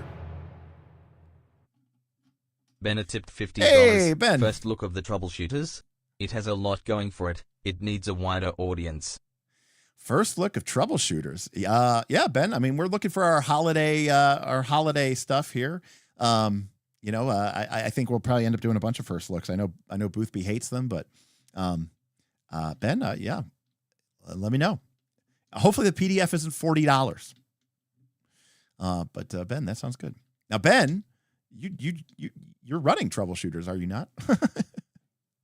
So maybe you got a little bias there, but Ben, I think we could take a look at that. I'm not above some good old-fashioned bribery. Plus, Troubleshooters looks like it should, is something I'm not necessarily interested in, but it's maybe more my style of type of game. So it'll be interesting to look at that. You will be running it soonish. Good to know. But thank you, Ben. That is very generous of you. And yeah, I'm happy to take a look at it and hopefully not disappoint you with my reaction to the game. I know I saw you looking about it on the game, on the Discord. So Karima says, I feel like they did the whole dice proficiency thing so that they could have their wacky roll of all the dice by specialization mechanic. Yeah, maybe they were like, I really want this cool thing where you get to roll all the dice. It's possible. Yeah, no, we've had problems in the past with spam bots and like Russian bots and buy my porn bots. So, and sign up for my OnlyFans bots. So we just ban links. Every other session is what we did with our Transformers game, but the GM had other ways to level 2. Got it. Right. Well, custom dice, right, is a big thing. I actually like custom dice, but it's fine. Well, that is true, Anon. Look, Anon. I'm not even kidding here when I say, I buy a lot of RPGs and I end up buying them in the hardback, but then I have to buy them for the PDF a lot. So even times games that I already own, I end up having to buy again because I want to be able to share them with you all on these first look streams. So, the end result is that a lot of times I end up buying these books multiple times. It's tips and donations that, allow me to keep buying and doing this stuff, And well, look, I'm not complaining about, getting to buy new RPG books. There are a lot of RPGs that I have bought that I would never have bought on my own, right? I would not have, if Chubo's Marvelous Wish Granting Engine hadn't won the Patreon poll, we would not have been doing, I would not have purchased it. Damien says, a lot of the stuff I love about this game, they figured out later, like context. Palin says, good evening, all. Not often I can get 2 streams in. Hope y'all as well. Well, unfortunately, the other stream was a fake stream because I had some technical issues. But you can get the rule book through Modifius, and it includes a free PDF. Sweet. Always nice. I mean, that should just be, honestly, I understand. I understand printing costs have gone up. Salary requirements hopefully should have gone up, right? I have no problem paying, $70 or more for a hardback book, of a decent and reasonable size, right? But if you're going to make me pay $70 or $75 or whatever for a nice, well-made, well-put together core rule book, okay, then give me the fucking PDF. Like, seriously, don't be cheap. Don't try to squeeze me twice. I already bought your book, just give me the fucking PDF. And if you're a game publisher or you're somebody who's thinking, just do that. Just do that. Okay. Put a slip, put a coupon in the book, a QR code or whatever, a redemption code, whatever, a free add-on, something. Just do it. It should definitely be standard. Figure it out, publishers. Completely agree. 100% agree. It's unthinkable. It's unconscionable. And I honestly think that, because here's how I understand it. And Mark, that is totally fine. Okay, Mark, books, that's totally fine. I hate PDFs personally. I mean, I understand that, it's a necessary evil, but I'm not a big fan of them. But the thing is, this is how I understand it, right? The hardback book, let's go back so many years. The hardback book was $50, right? And then when PDFs started becoming a thing, or $40 or whatever, and then when PDFs started becoming a thing, PDFs were $5 or $10, right? Because of course it is. I mean, it's a digital thing. It costs them no overhead. There's no shipping. It's pure profit, right? Other than the initial cost to make the damn book, but you're using the same format, so it makes total sense. And then a ton of people, especially after COVID, basically said, well, I only play online. I don't even want the physical books anymore. I'm only going to buy the PDFs. So now, as a game designer, as a game developer, you're still paying all this money for the game development. You're paying all this money for art. You're paying all this money for layout and design. And now all the people are only buying the $5 or $10 PDF. And now you can't, now you're bankrupt, right? So you have to, I understand why they had to raise the price of PDFs. That's unfortunate, but necessary because people weren't buying the hardcovers. But I posit that if you make the hardcover contain the PDF, then I still think that people would then go, okay, well, sure, I could buy, and if the PDF costs were higher, but then the hardcover book was only like $20 more or $30 more than a reasonably priced PDF, that you'd have a lot of people who go, okay, fine, I'll buy the hardcover book because I'm going to get the PDF and then I can keep the hardback as a collectible. At least that's how my brain works. But, for this game, as a case in point, I bought this game for $38 PDF on Drive-Thru RPG. Okay, that's a lot. That's a very expensive, one of the most expensive, like other than something that was like, 10,000 pages catalog or like an entire battle map, 200 plus battle map collection. I think that's the most expensive thing I've ever bought from Drive-Thru RPG. I really do. $38 for the PDF. Okay. You can buy it on Amazon Prime for $41. The hardback physical copy on Amazon Prime, 1-day delivery, at least at my house, for $41. So for $38, you get the PDF. For $3 more, you get the hardback. It's like, come on. Like, there's got to be, that's crazy, And Renegade is only allowed to give away the PDFs on bundles or pre-orders for the Hasbro games. Yeah, so, licenses and all this other stupid stuff and blah, blah, blah. Damien, I'm responsible for like half of those RPGs that you would have bought. That is so very, you and Ben are responsible for most of the RPGs that I bought that I probably wouldn't have bought otherwise. Right. That's true. I bought the Sentinel Comics PDF for like near $30 and I got the hardback for only $10. That was like on like a Amazon sale, but it was still crazy. Now don't get me wrong. PDFs. You're right, Derek. If you go way back in this channel's history, I hate PDF. I think it's an antiquated format that eats up way too much memory and it's difficult to use, and I find it very frustrating.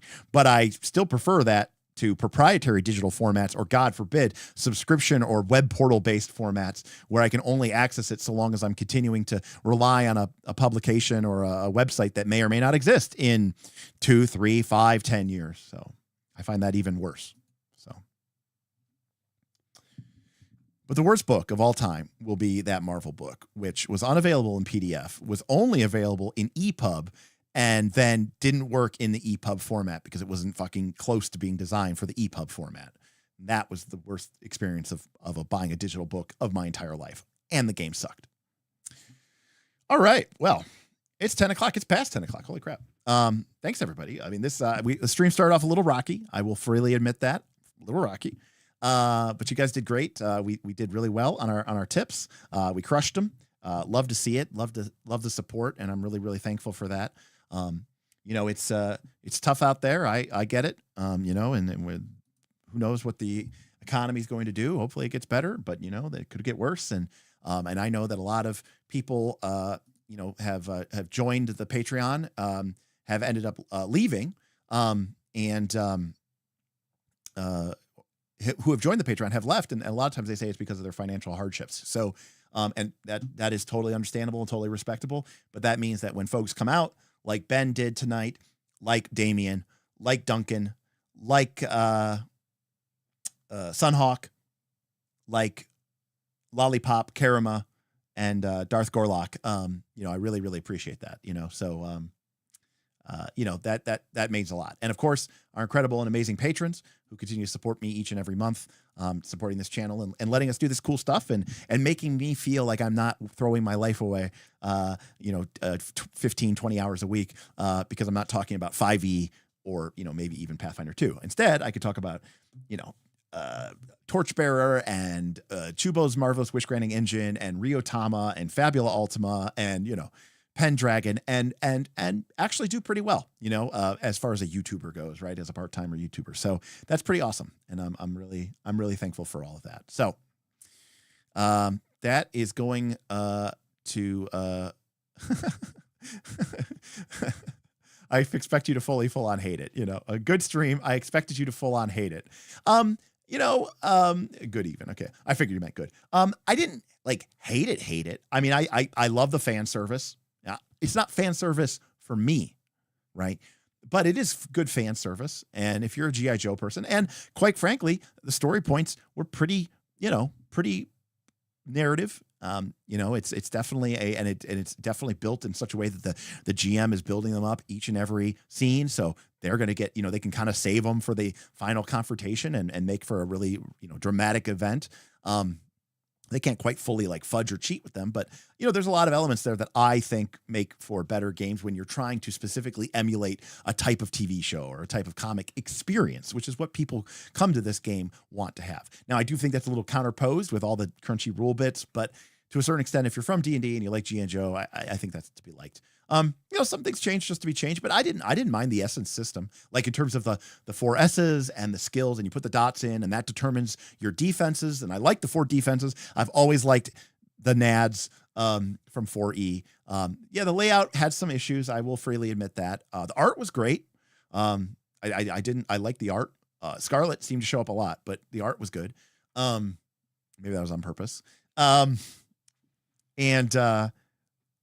Some of the things seemed a little bit overly clunky. The size matrix of shifts based off of the size, that whole upgrade for requisition part of the mission seemed very clunky, but, and of course the monsters and the villains are probably a little bit more crunchy than I would want them to be, especially maybe not Cobra Commander, but when you're just generic Cobra soldier, I'm there's already too many lines of code, this thing needs to be written in a block this big, So those are some generic D20 complaints, but it's interesting. I mean, again, clearly not for me.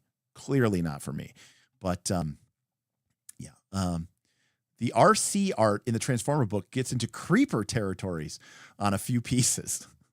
Yeah, the art director really loves Scarlet. It was Lady J denialism. Yeah, so maybe there's something going on here. Cobra Soldier +2 to Cobra Soldier stuff, -2 to Cobra Soldier stuff. Done. Yeah, I mean, look, I know what you meant, to non-Cobra stuff. Yeah, I'm not saying like it literally needs to be that simple, but I'm also kind of saying it should be that simple, right? Just like super basic, like this thing doesn't matter. It's just there to like make the players feel cool. I don't need all this extra information about its skills and how well does the Cobra Soldier drive. It's like, come on, I don't really even know. Interested to see how that 5e 2024 versus PF2 remastered video will do. Yeah, Thaddeus. I mean, we'll have to put some time into it. I need to become a little bit more familiar with the 5e remaster stuff. I don't know if I'll get a chance to read the Dungeon Master Guide anytime real soon, but yeah. Oh, what's up, Paladin? Good to see you. Well, I'm glad you enjoyed it. Paladin, look, when you stop by, you join the chats, you get some value out of the streams. I appreciate it. We'd love to see you. We'd love to see you around. Love to see you back. Good to see you, man. All right. Well, that's going to do it. We had a very, very, very busy week. We've been streaming a lot lately. Hopefully you guys don't mind. But I've been feeling better. Obviously I was not feeling good there for a couple months, and some therapy and medication has really helped. I'm feeling more like myself. So this week we did G.I. Joe Earth Dawn. We did a video, a night school with Bob to talk about Blades in the Dark. We did a Saturday stream about daylight savings time that ended up being a Blades in the Dark deep cut. We talked about Torchbearer deep dive. We talked about meta currency mechanics, and that's all just in the last 2 weeks. So that's 1, 2, 3, 4, 5, 6 streams in the last 2 weeks. And these were not short streams. 3 hours, 4 hours, over 4 hours, over 3 hours, over 3 hours, and over 3 hours tonight. So I apologize for giving you so much content. I know it's a bear and a pain to watch. But I appreciate you anyways, and I'm glad that you're sticking with us. But I'm looking forward to, what the channel has to come. We're coming up on our 4-year anniversary. We're doing a bunch of raffle giveaways this month. I have a $100 gift certificate that I need to give away as soon as the stream is over. For some odd reason, it wasn't working before. But we've already given away $25, $100. We're going to give away $25, $50, $100. We're going to give away a couple ways of $25. I want to do a $250. Maybe a $500 giveaway. I'm looking to spend some cash on my patrons to show them the love and the support that they show me, as a way to give back, as a way to celebrate 4 years of this channel. So I'm really looking forward to this next couple of months here in the holidays. It's going to be colder outside, so it's always nice to be able to sit down and hang out with you folks when the weather outside is frightful. But the stream is so delightful. And since there's no place to go, RPG, RPG, RPG. All right, folks, that's going to do it for me. We'll see you next time, next week, next life on Knights of Last Call. Good night, everybody. Peace.